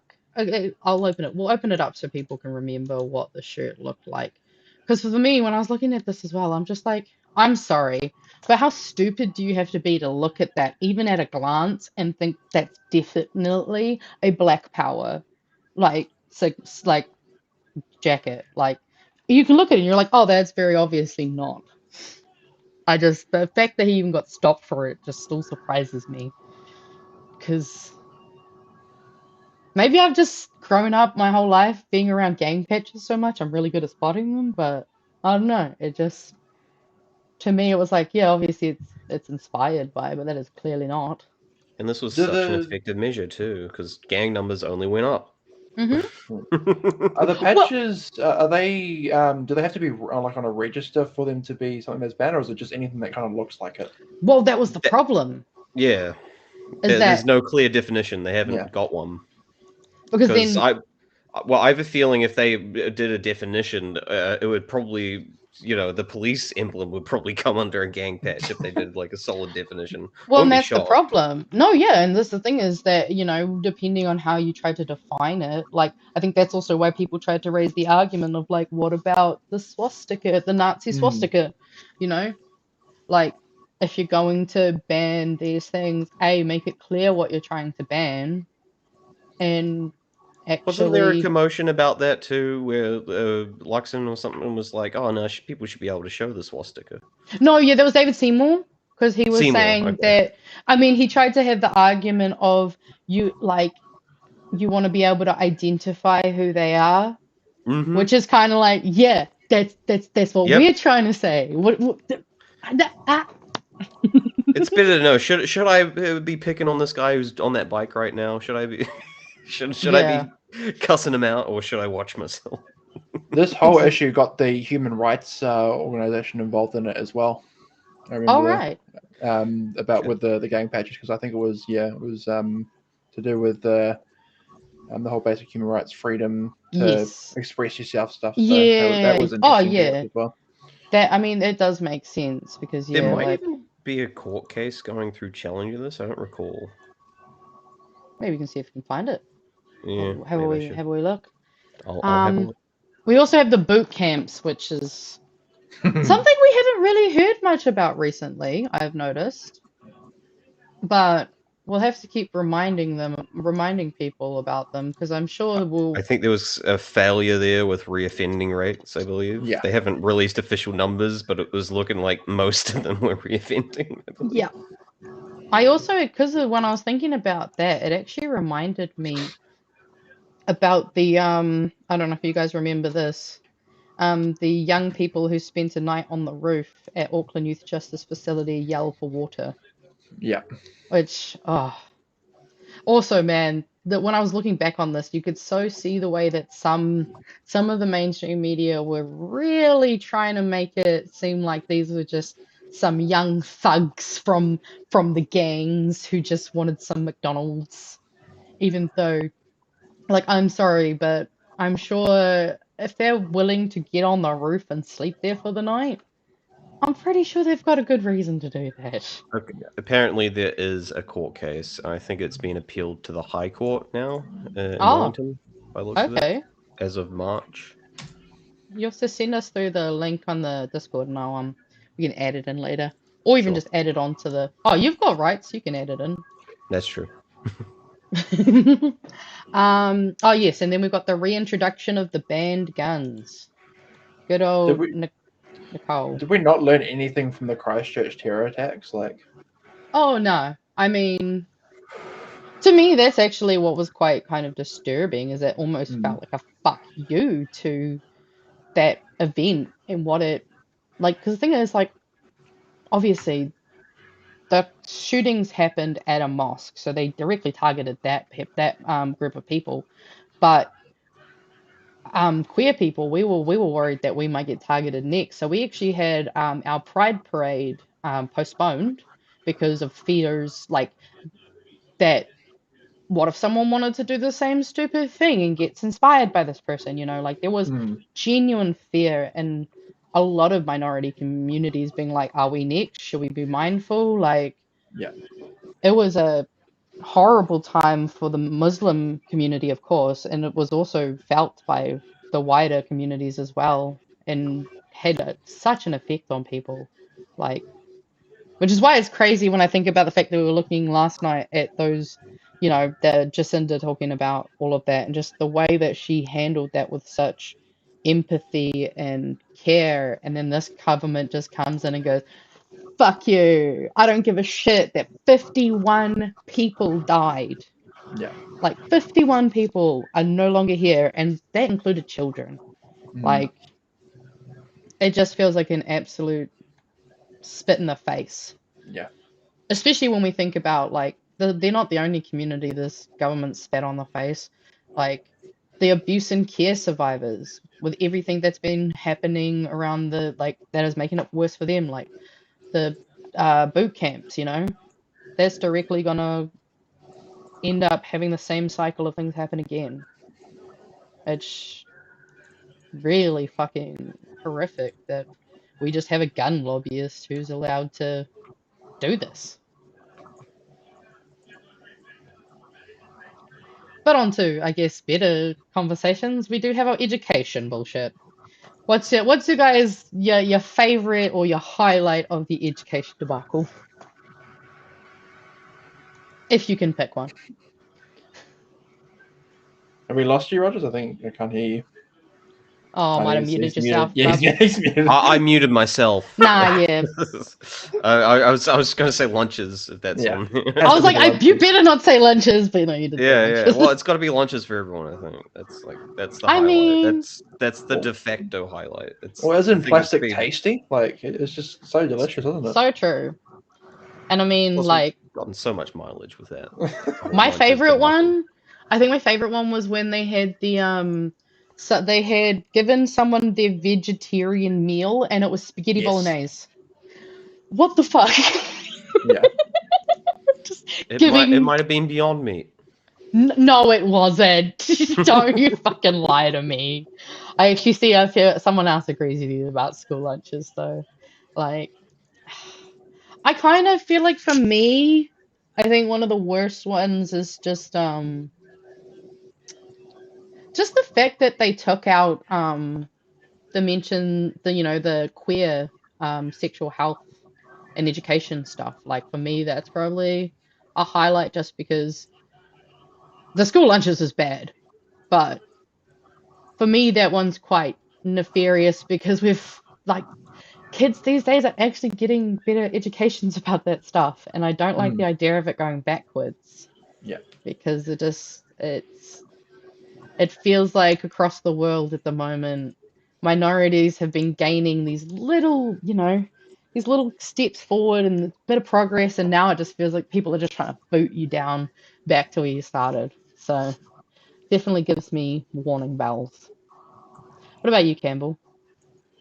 Yeah, I mean, just looking at the chat, someone just said that the teachers union might be taking the government to court over the curriculum. So Oh, yo, So actually. much court action going I on. know. Oh my God, isn't it? right? Maybe we just need to make a list of the Just people suing the current court government. cases. Yeah. Actually, there might have to be a side category, I think, is because I mean, Waitangi Tribunal, I'm sure they're going to have a lot to go against this government with. I mean, sorry, don't mind me, I was just getting distracted by apparently David Seymour's Atlas think tank Frontier Centre for Public Policy was targeting New Zealand's school lunches in 2006. Honestly, not surprised, but The worst thing if about this, though, is that David Seymour, he was so against the school lunches in the beginning, and then he was given the school lunches as his responsibility. mm, And the which best defense he could give for all the shittiness going on was, yeah, but we got like 97% on time delivery yesterday. yeah. I don't know how many times he said, "Oh yeah, it's all fixed now," before it was actually Yeah. not even. I still don't even agree that it's fixed. To be honest. Oh fuck no. I I mean, I think it's just stopped getting viewership Yeah. in the media. That's the reason they've stopped reporting on it. okay, no, because I think the last one I saw was from yesterday. Uh-oh. Because it was oh, here it is. Yeah, I've already got it in my thing. Because it was seaweed salad and no woke sushi. How Japan does school lunches. Actually, we can Oh watch yeah, the video woke because the sushi. video is quite good. And we haven't had any video so far, so why not? Let's It just seemed all of a sudden this government started oh. loving to use the term woke on everything. Oh fuck yeah. I also realized you guys aren't going to be able to hear this video, so I'll send you the link if you want to hear it on the side. Otherwise, they're basically we'll talk about it afterwards.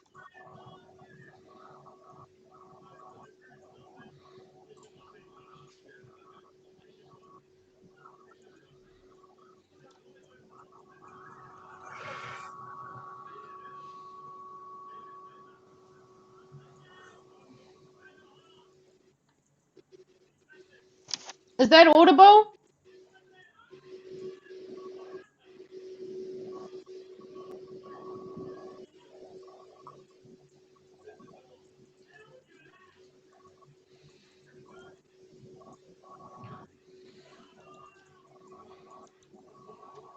Oh, no sound. Fuck.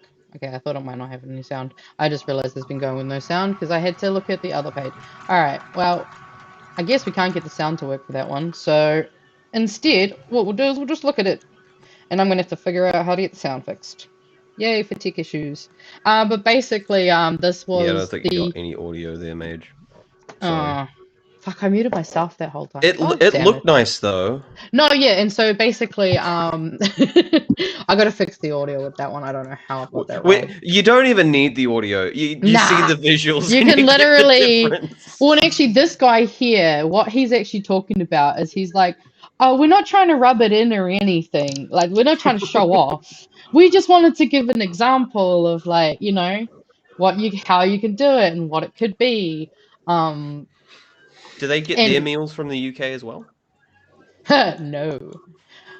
Yeah, I mean, the thing is, they also talk about the fact that, like, you know, the fact that in Japan they have tikanga a lot more like, say, Māori tikanga, where it's like, you know, you should all sit down together, share meal, like actually fucking socialize and build community around food, which is what humans have been doing for fucking millennia.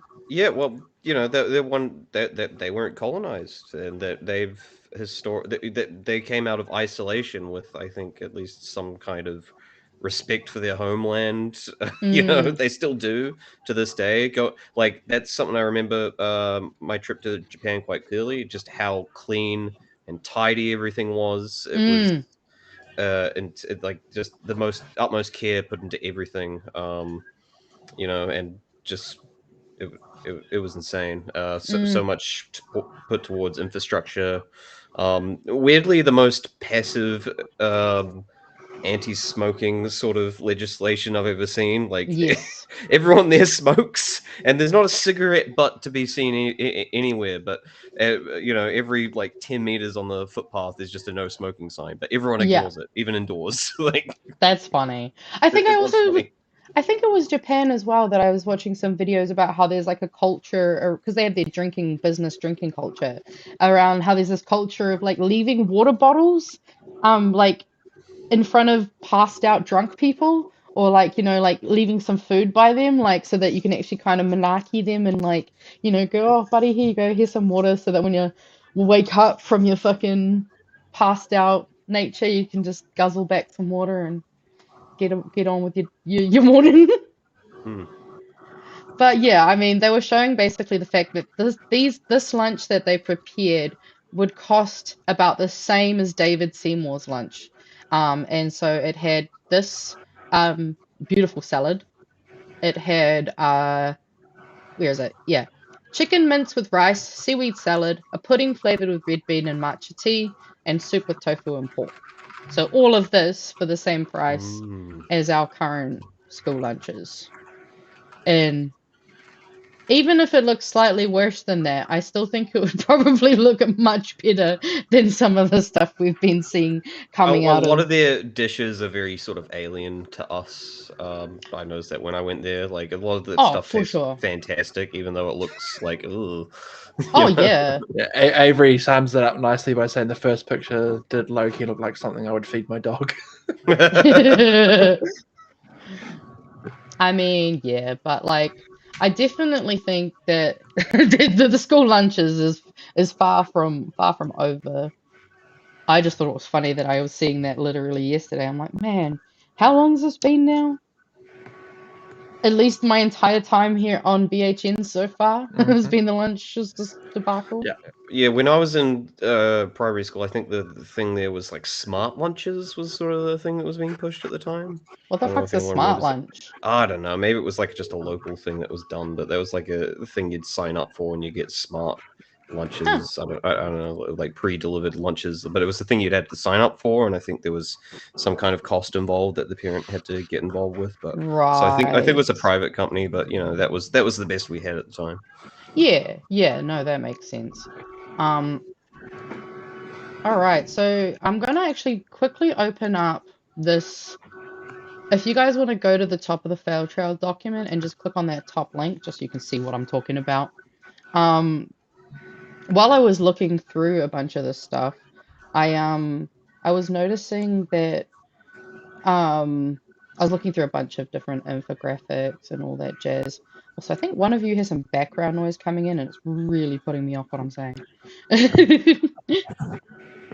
I thought it was you. I thought it was you that had the TV on or something in the background. Oh, Avery, you don't have your sound on, do you? Yeah, you I fucking had do, to don't mute. you? No, I Oh no, had to you mean. mute. Oh, I mute okay. myself. It might have I been don't you. Fuck believe knows so. where the sound's coming from. And what about you, Campbell? Can you mute yourself for a second? I was just muted for quite a little bit of time there, so I'm guessing it's Oh, not me. I don't know where it's coming from. It's gone now. I feel like it heard me talking about it. Okay. Anyway, um, so I was looking at the quarterly economic monitor, and it actually just gives a really good overview of some of the data around how the country's been going. So you can see our gross domestic product is minus 1.1%. Our business counts is up to plus 1.2%, which is the number of business units in New Zealand. That's what that one tracks. You've got consumer spending is down 1.4%. Traffic flow is neutral, with same with tourism expenditure. You Look got at that. car. Sorry. Negative 62.4 on electric vehicle Yes, that was registration. actually the one that made me go, wow. Like, that just shows how important that clean car discount was for Oh, EVs. Like absolutely. 62.4%. That is damning. Right? And I mean, yeah, car registrations even on their own aren't great, but like that 62 is insane. It's It wild. definitely shows it's kind of killed the EV market somewhat. Our greenhouse gas emissions are provisionally down 1%, so that's cool. But what I also found interesting was the labor market. And Ooh. as you'll see here, we don't have a single neutral or we got one positive, and that's people on job seeker support. We've got employment is at minus 0.9%, plus 12.6% job seeker support recipients. Unemployment rate, they've got 4.9% in this data, margin of error. And this one I found quite interesting at the NEET rate. The NEET rate. Which is... I always knew as a 4chan term. Yes, which is why I had to double check what it was, because when I saw that, I was like, I don't think that means what I think it means. So I went and had a look, and it's the percentage of people aged 15 to 24 not in employment, education, or training, annual average rate in New Zealand. And so for me, that actually really kind of perked my ears up, because that includes the, what is it, the 18 to 20-year-olds that now no longer have that provision with my MSD, with the MSD. With benefits. So yeah, this is showing that the percentage of young people 15 to 24 not in employment has gone up 12.9%. Yeah, so gone up 12.9%, which is when we also think about youth homelessness, all these other things. Too many things. We've got apparently house sales have gone up. And real estate listings, I guess, because they got cheaper, didn't they? Housing market's gotten true, yeah. Slightly. Well, and I guess people really want to sell it because the Brightline test's been changed as well. Actually, Mm. that'll probably be another part of it. Apparently, the house values have gone down 2.1% on average. Apparently, though, housing affordability has gone down 6.5%, which is interesting. There we go. You know that first home loan grant? I think we can see the evidence of how it's killed it. Yeah. Minus 15.4%. Oh, we got to add that to the list. Oh, yeah, we got residential rents have gone up by plus 2.7%. So I guess downward pressure? Yeah, I mean, that's looking like an upward pressure. I don't know. Yeah. I don't know about you, but that looks like an uppie, not a downy. Rental affordability has gone up by 22.1%. You fucking hate to see it. Oh no, I just saw the one underneath it. Emergency housing grants have gone down 69.6%, and that's a green arrow. That means it's good, mate. That's not green. That is that does not look green to me. I don't know what color. No, there's no maybe greens. I'm colorblind. Maybe we're both looking at the same one, right? Emergency housing grants. Yeah, it's gone down. It's not green. That's like a bluey gray. And with I'm just looking at the stream. Sorry, it looks green on the stream. The sudden drop is just proof that them getting people apparently off the emergency housing stuff properly is just not true. Mm-hmm. Because there is no way, even if you put the best economy in the world in front of that figure right now, there is still no way that a 69.6% drop is remotely even something possible. Oh, fuck yeah. I mean, that's way too big of a difference to be purely correlational. Like, yeah. And yeah, housing register applicants is minus 16.3%. And I don't feel like, I'm pretty sure it's because they've made it harder. That's what Aaron's talked about a bit, I'm pretty sure, is that they've made it harder to get into those types of housing helps. Which I guess makes sense because a lot of the kainga order stuff has just been abandoned. And as we see, public housing stock apparently has gone up by 5.7%. But I guess that's probably just the ones that Labour made. Maybe they got finished or something. Not sure on that one.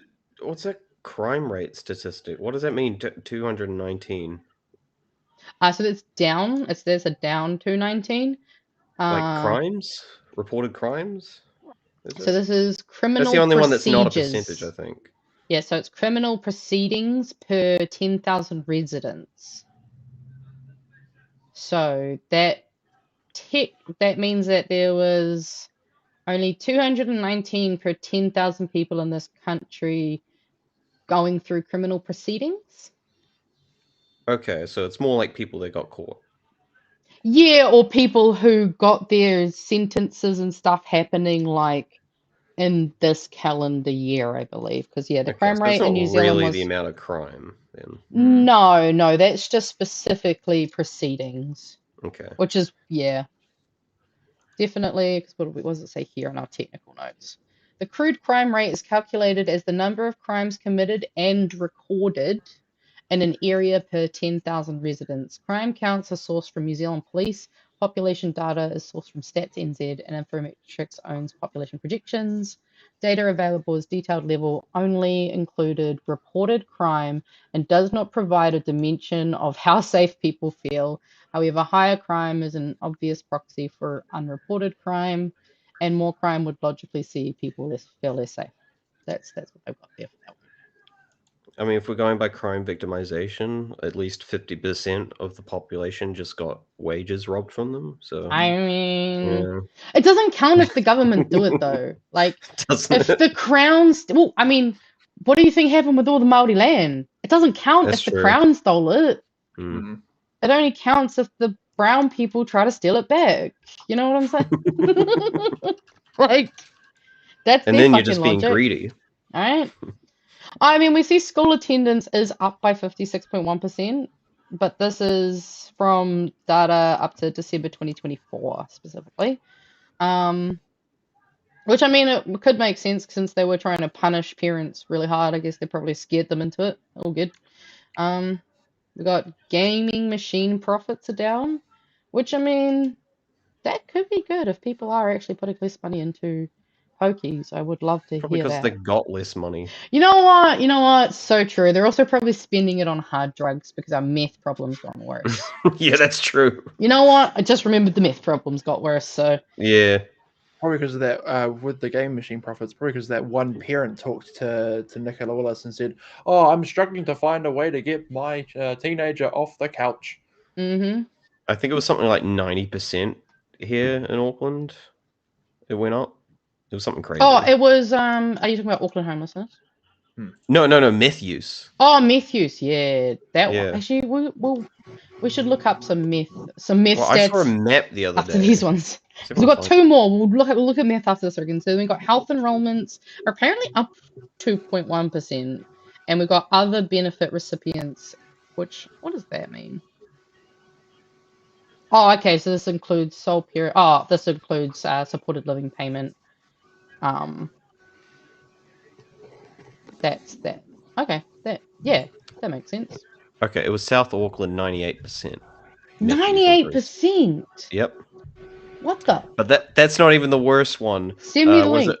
it? Yeah, Waipukurau, 333% increase. Ooh, Oh God. that's rough. Actually, I'll get you to send that through to me. And while we're waiting, Avery, do we have any chats that have been coming in? I'm sure that people have had lots Indeed, of we do. comment about The this. first one off the top that I can see from MLB Kiwi, housing affordability has many parts. There is the available minimum deposit, the interest rate, credit saving rating definitions, and probably a lot more, but the goalposts keep moving. I once bought 2 houses with only 3,000 deposit, which was 5% of the value of the first one, then revalued it and borrowed it on it to get the second one, early 2000s. Damn. If only I wasn't a child in the early 2000s. Exactly. I could have 2 houses. What else have we got? And then for another one from Jeff Burns, already established houses get between people who already have houses.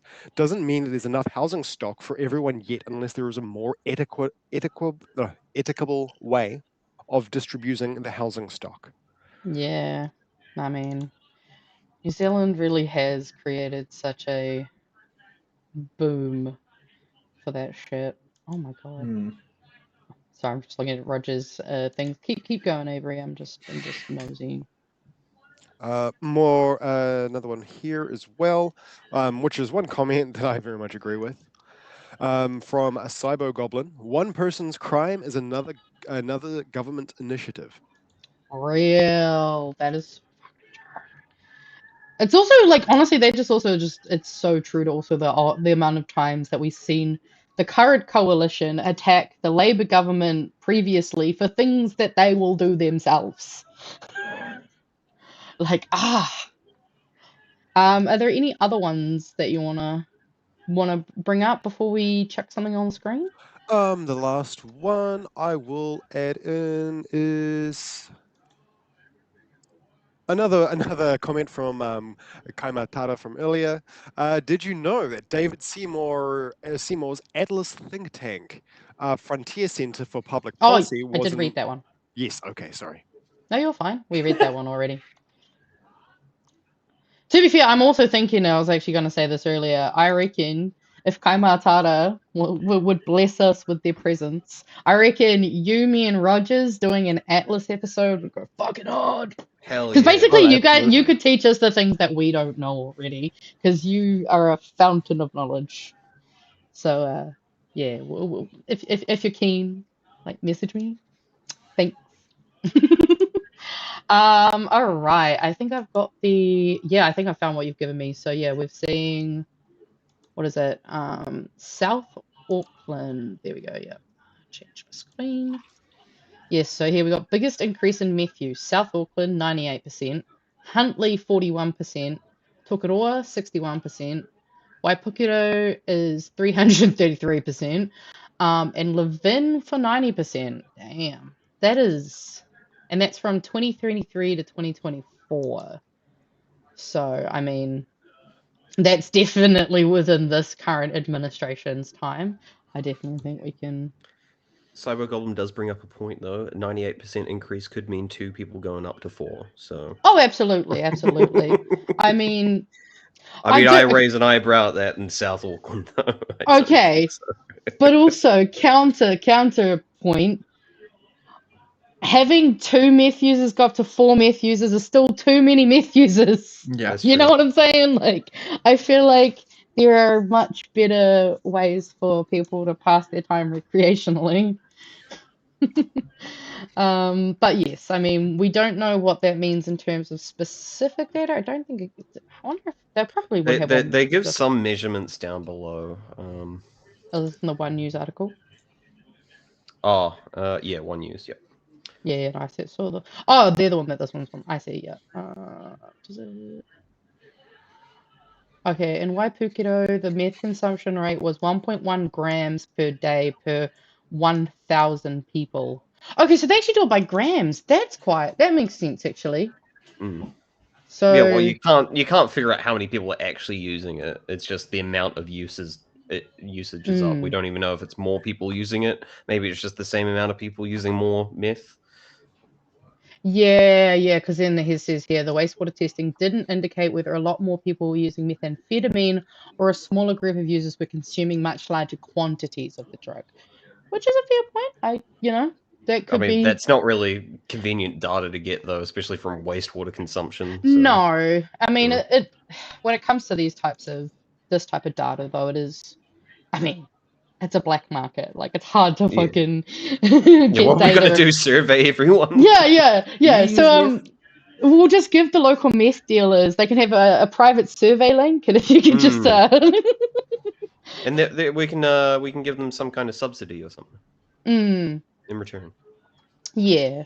But I mean, yeah, I'm unfortunately not surprised to see that. And I mean, this is why I do actually quite like Infometrics with all of their data and stuff, because like I feel like even just this overview in of itself is kind of a record of failure. This is another failed trail, I guess. We'll have to add this to it. I'll screenshot and add pictures in for later. But it is already after 9. I knew this was going to happen. Everyone knew this was going to happen. But the worst thing about it is we're not even halfway through the. I know. That's why I was like, we're probably going to have to speed run some of this stuff. Although, actually, I'm going to go to the bottom because I added new stuff. So you guys can look at what I've added. So we've gone for portfolio reshuffle. I have added a bit in here.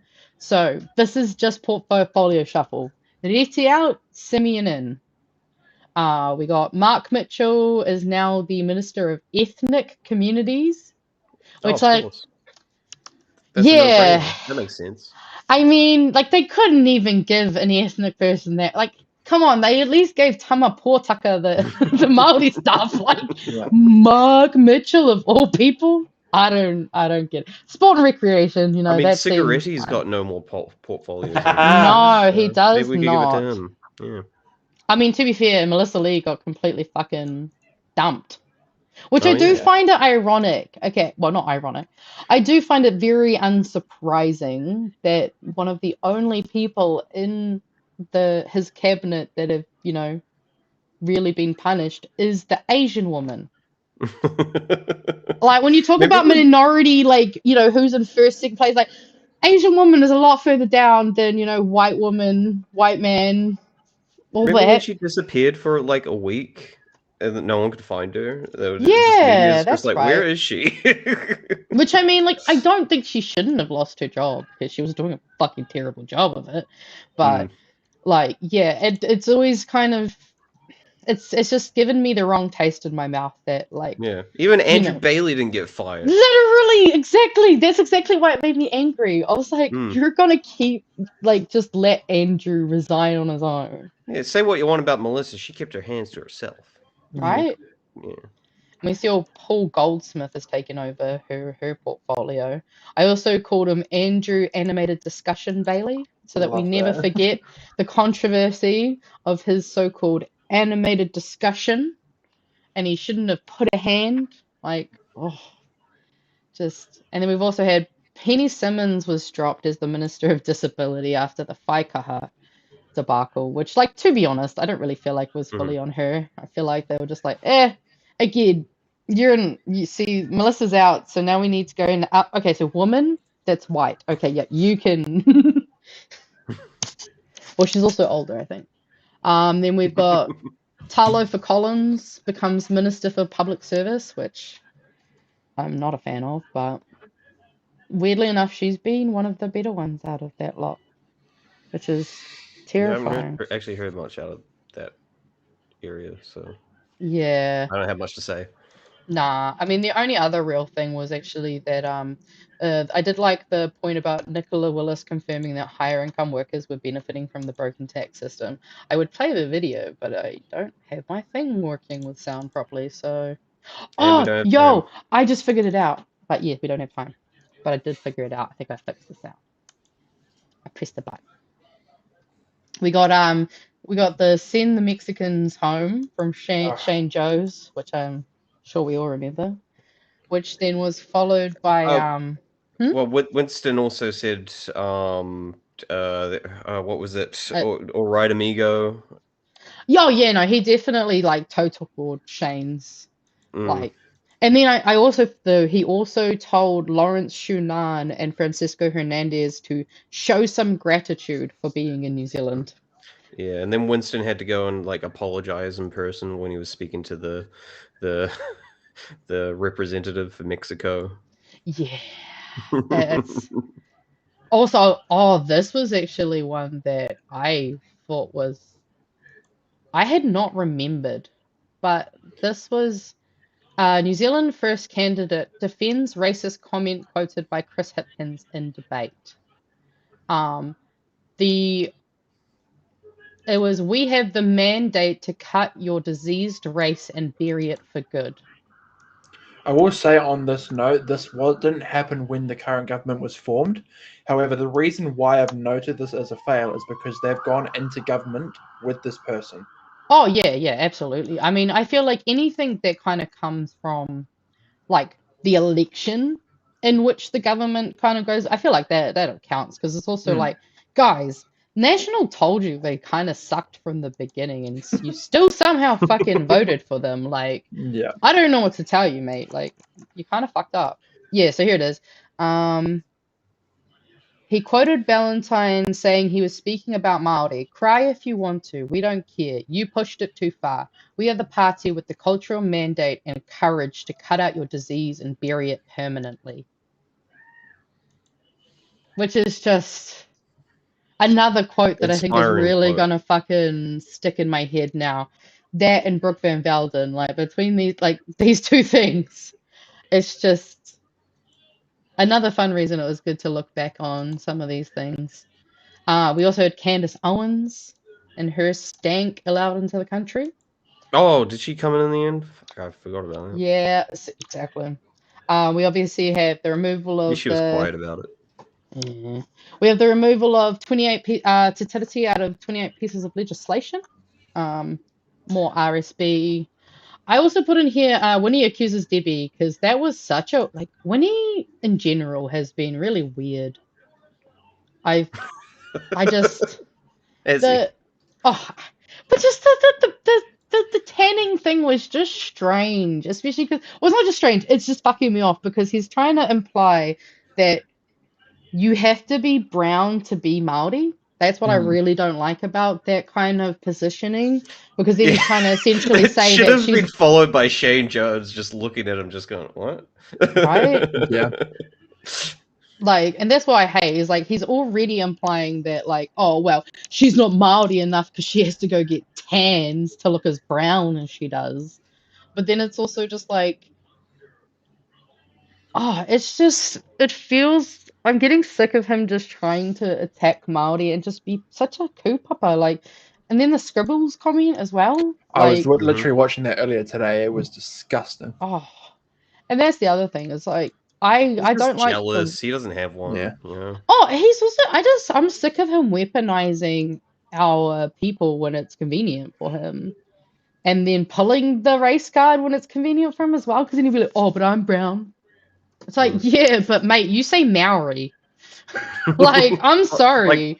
I'm sitting here sometimes going man, I wish I could pull off a fucking moko, but I just don't think it'll work on me. Yeah. On the I comment of reckon the scribbles, can we just talk about how fucking awesome Rawiri Waititi's response to that was, though? Oh, which one was that one? That What was his his, response? it was in Parliament, basically talking about how it was to carry with him his ancestors and the people who have fought multiple wars and continue to fight multiple wars. Like, he threw it back in Winston Peters' face and just said, "Look, if you're mocking my scribbles, you're not only mocking me, but you're mocking a whole generation of people behind me." Oh, absolutely. So it was just it was so wicked to hear. Because I've seen actually, I think it was Tina Ngata, I believe. I'll see if I can find her post, because obviously I've seen quite a few, obviously, people with moko posting about that. Does she have it? Oh, it might be on her. Nah. But basically, she went into as well to kind of basically be like, I feel sorry for anyone who doesn't understand the what a moko can do for her. Because she explained how it makes she feels like she's always got these people with her, and there's this safety and this comfort that I think so many of us wish we could have. So I do think he's jealous, but at the same time, I'm also just sick of him just being being Winston. Oh, he's just really he's so colonized. He's such a Polynesian. Yeah. It's just frustrating to see him continue to do this shit. And then the whole Bussy gate, Yep, speaking of Winston. Right? It was his fault too. And to think of the contrast too, because it's so Trumpian with the fucking way he uses his Twitter. He used yesterday, or was it? He used it to condemn Israel and their attacks on Iran. But in the same account, he uses it to raise the whole Bussygate fucking issue. Oh yeah. And basically in a coordinated attack with James Grennan's The Centrist, more or less. Yeah, the fucking James Grennan of it all. Oh, we didn't even add James Grennan onto the list. He could probably be included. We don't need to. But it reminded me of this moment that it's only a minute, so we can watch it. But I still love this one. This is probably the only thing that I love, because it just feels like some dude who's just absolutely losing it. Hopefully it's playing for people. Let me know if you can hear that, everyone.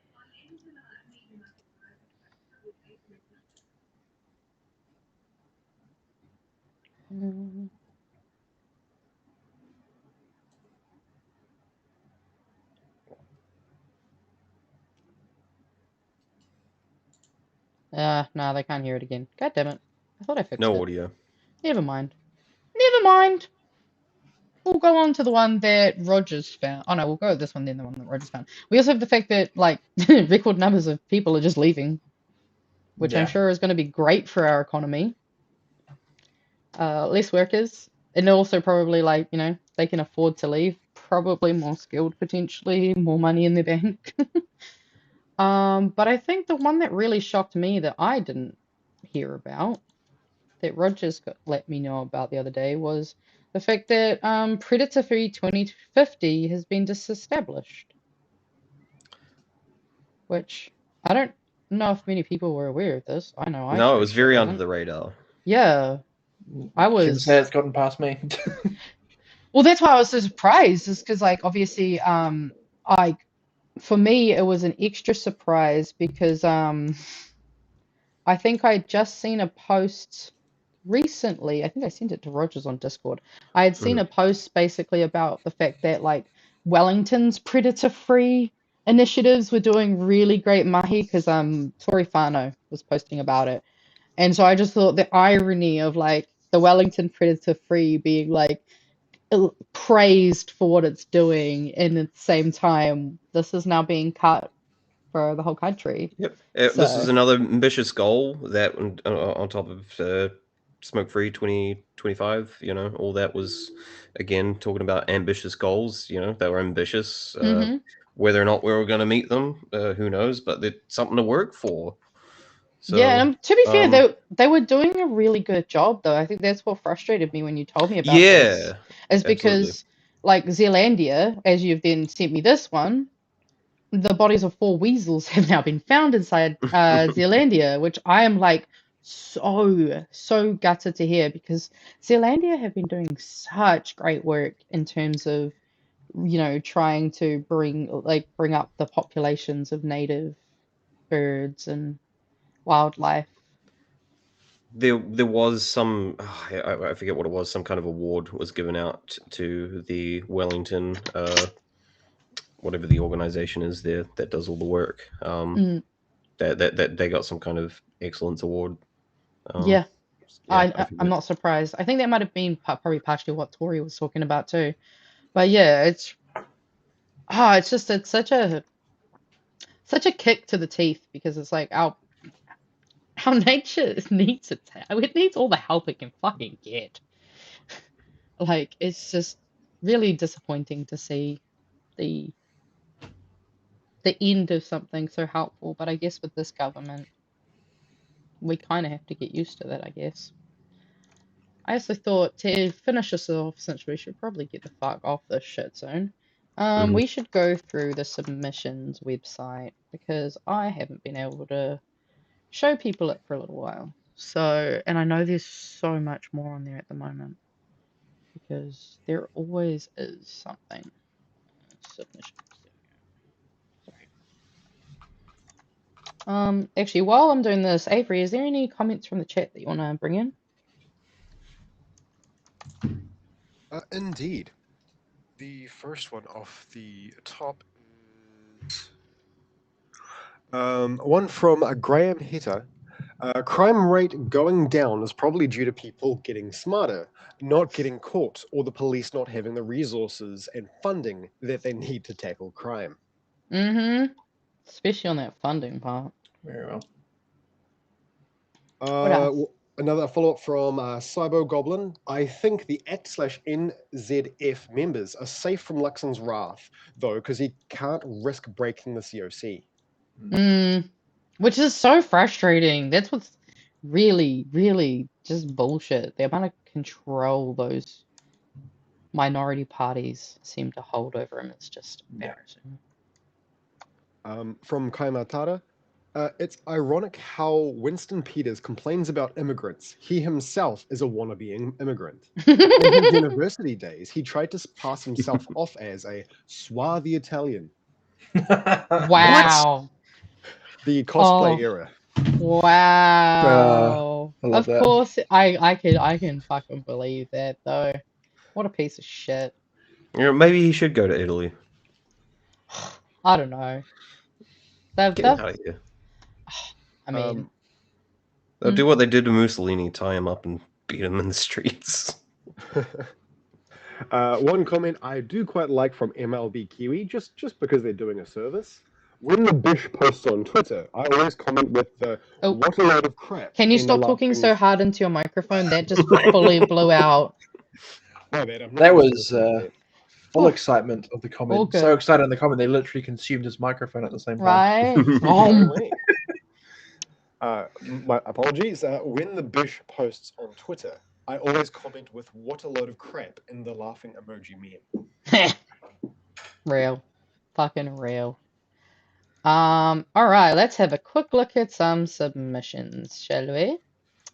There's a lot at the moment. So education training amendment bill, which is coming up soon, that I think a lot of people should probably have a bit more of a look at because this is going to disestablish Te Pūkenga, which I know there's currently a lot of like the polytechnics are struggling, and the disestablishment of Te Pūkenga is only going to fucking make that so much more destabilized.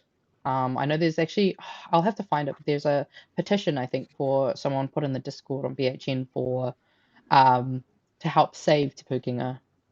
So I definitely think we'll have to, like, if you've got the ability to, go have a look, get a submission in. Keep in mind as well that this is it's more than just affecting the training of our newer generations. It's also job cuts. No, So yeah.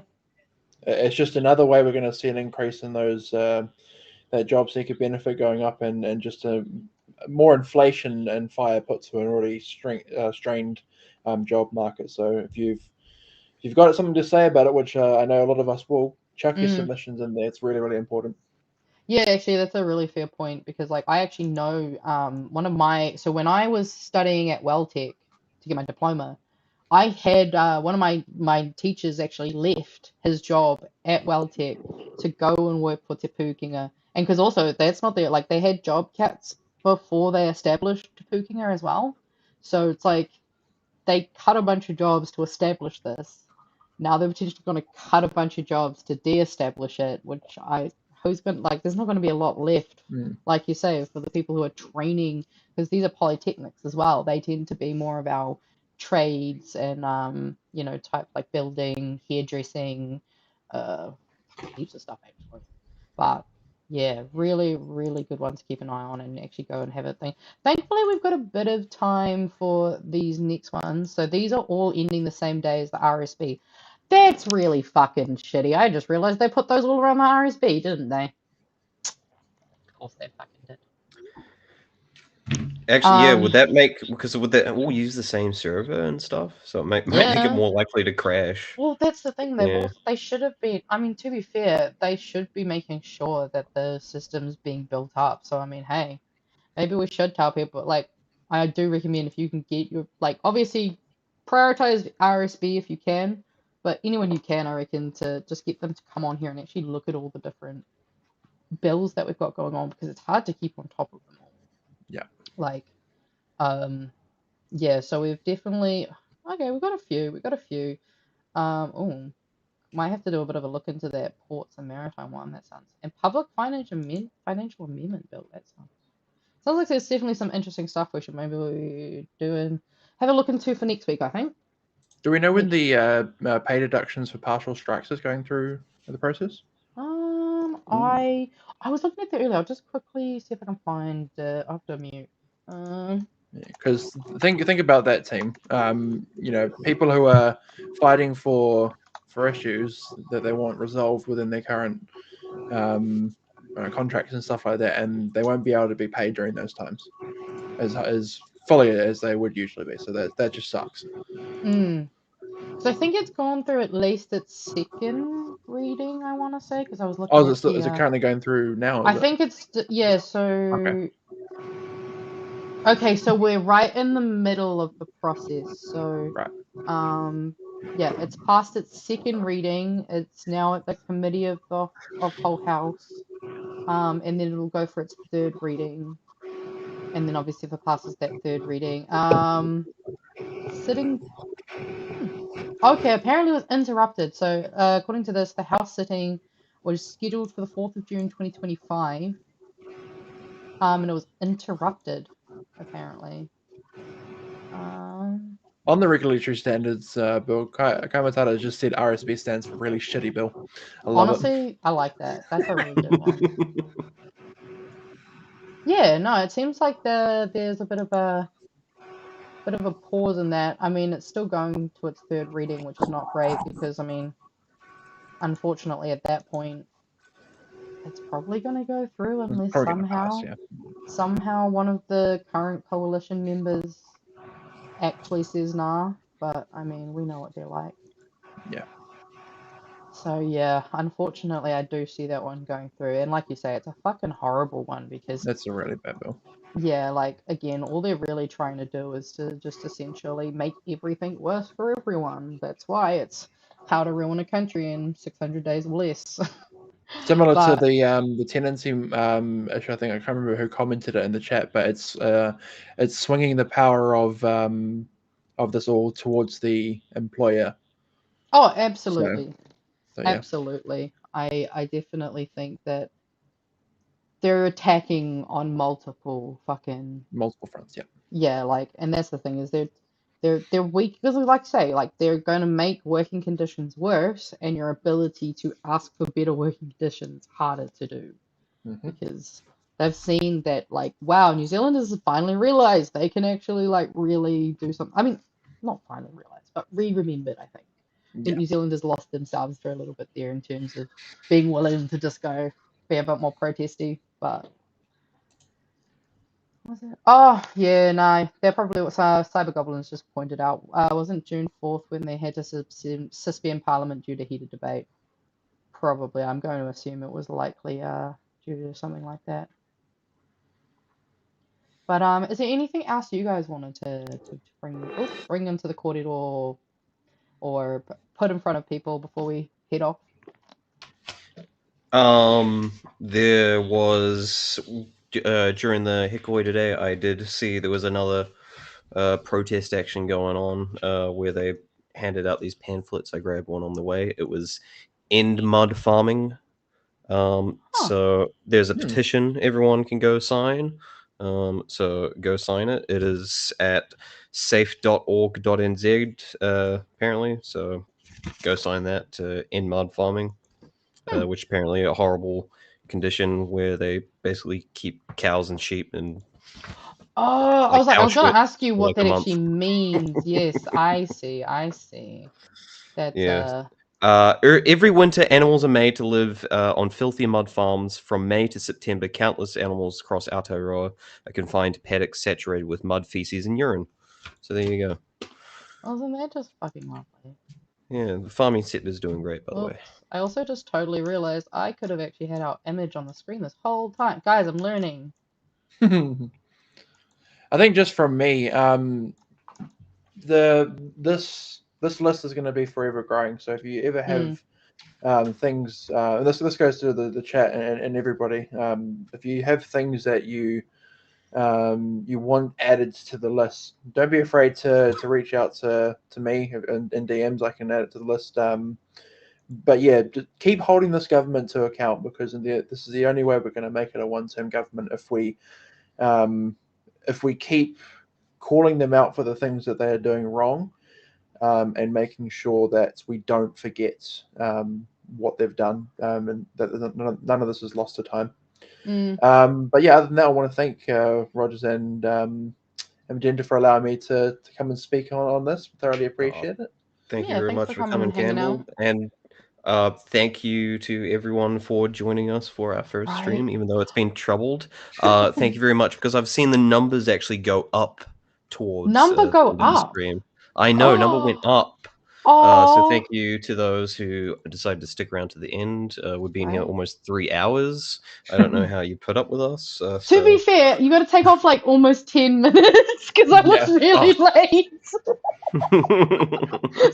Still, that's a long time for like our first especially outing, so. Yeah, and especially actually having a chat that is actively moving on a first live stream. Like I feel like that's just that's better than I could hope for. So It's like, pretty cool, yeah. I feel like and that's what I do love about the community that we have been building, and kind of why I wanted to kind of make another space for us to kind of hang out and kind of also I think get a little more radical than we might get on the main stuff, because you all know me, I'm radical as fuck. And I'm liking the dynamic with 3 people, so it's nice to keep bringing people in from the community and outside it too would be great. No, absolutely. Like I did, and I think that actually maybe that'd be another thing that we could even get is like I'll probably work on making some maybe like Google Forms and stuff like that. And like if you're like, hey, I would like to come on and talk about something that I know heaps about, then I can be like, cool, come info dump, because like everyone with knowledge that we need, like I'm just a sponge. I want to soak it all up and then hopefully put it out online so that we can kind of help other people. Because yeah, it's definitely, I don't know, I love this community we've been building, these very lovely lefties who very committed community, right? And I mean, like I couldn't imagine people on a Saturday fucking night. Like it's bad enough that people hang out with me on a Friday night to talk about politics, but Saturday, like what a privilege and an honor. But also we might not keep it on Saturdays. I have this late on a Saturday, that's not gonna work for and I'll be most honest, it's not even about other people, it's that I don't want to give up my Friday and my Saturday. I'll be fucking for real. I can give you the Friday, I don't know if I can give you the Saturday as well. I gotta have one night to go party if I choose to. I often don't, but you know, I like the option. I like to know that I could. But Exactly. we might see how it goes, see what day feels good for people. We're thinking about maybe testing out a Monday, since Bomber's on Tuesday, so we can't go on Tuesday. And Aotearoa Liberation League's on a Friday, and I'm on a Friday, so I don't want to go on Friday. Need more days in the week. I know, right? There's not enough days in the week to keep up with this fucking bullshit. But that's by having this community, like you say, so we can actually build things together. We can help. We're much better able to keep across all of the bullshit if we've got as many eyes as possible. So yeah. Hey, also James Faction, I wasn't calling you sad because I'm the one that's live streaming on a Saturday. Like, we're not sad. We're just choosing to spend our time differently. And we had so much prepared for tonight, but we still haven't gotten around to. But look, we'll get around those other nights. Plenty of other stuff on the way. We want to do some tier lists, stuff like that. Oh yeah, we're thinking about stuff. Yeah, we're gonna try and break it up a little bit. So have a bit of news, and then just have some dumb, stupid ones where we just like, I don't know, we rank the government on who has the best outfit or who has the worst policies. You know, like we'll do some fun stuff. Maybe even see if we can get some more community engagement games. Like, oh Rogers, I just realized we could pay Quiplash with the chat. I'm just saying. Quiplash with the chat sounds like a good time. But if we keep talking, we'll go on forever and ever. Yeah. So we should probably have an outro. No, we don't. I could replay. I don't. Oh, I just realized. No, I can just do one. Aotearoa tonight. Aotearoa tonight. Oh, really? Really? Actually, do you know what? I realized I should have queued it up. BB No Money, he's got a bunch of DMCA free music. I should have just queued one of those up. Actually, you know what? I can probably do that anyway. Fuck it. Should we go out to BB No Money, guys? Sure, why not? Like, I'm like also realizing there's probably quite a few people who don't know who BB No Money is. Or so maybe it's just me. But I mean, if you can get the audio going, otherwise it's just going to be silence. Oh, you're right. My audio wasn't working, is it? Well, you got the intro video working somehow. Yeah, that's because I uploaded the file. I just realized that won't work. Next week, I'll put either BB No Money or whatever the fuck you make, because I'm not doing it. I'm not the graphic designer, guys. So thank you for sticking around. You can blame all that on me. Hanging out with us. Also, can't spell socialist without a list. That's fucking bars. Actually, do you have any more, Avery, before we go out that you want to read? If you're there. Yes, I'm here. I forgot I put myself on push to talk. Real. There was one that I thought was a bit was a bit funny, just because I couldn't see it ever really happening. A message or comment from Gary here. How about a 30-minute show 4 nights a week prior to BHN? I, I feel like even I know this crew well enough to know it would go over hours, over hours at least. A We good could hour not to 40 stick to minutes on that. average. Yeah, we're too neurodivergent for that. Sorry. Like, I'd love to be that organized and that disciplined, but I don't think I am. My brain doesn't work like that. But I that's also think I have a job, remember- so like 4 nights a week would just kill me. Oh yeah, you also have a job. I think I also remember Magenta prior to when they were asking me to jump on the show, saying that 2 hours, well, the one an hour and a half wasn't enough for this kind of show. So we definitely need longer than 30 minutes. So that's for Oh sure. fuck yeah. But hey, we're gonna have more things happening, and also I can't do it every night because I got to go to bingo on Wednesdays and Thursdays. You know this, guys, bingo. If I don't get drag bingo, I get angry. I need, because if you've never been to drag bingo, when they yell out any number that ends in a 1, you scream up the bum, and that is fucking hilarious. I love doing that. You have all these people that will just walk past the hotel, like bar, and they'll just see all these people screaming up the bum, and like we've had people just stop and make the weirdest faces. We've also had people come in when they've heard it, so it's a good Oh time. yeah, that'd be me. They're like, oh, okay, yeah. Oh, we've also had we had this old like middle-aged American couple once that were just walking around randomly join us one night. They were so sweet. Oh, it's a good time. Anyway, Whānau, we better get going. So thank you for joining us all tonight, and we'll see you next week. And thank you for hanging out. Ka kite. See you See you. later. Time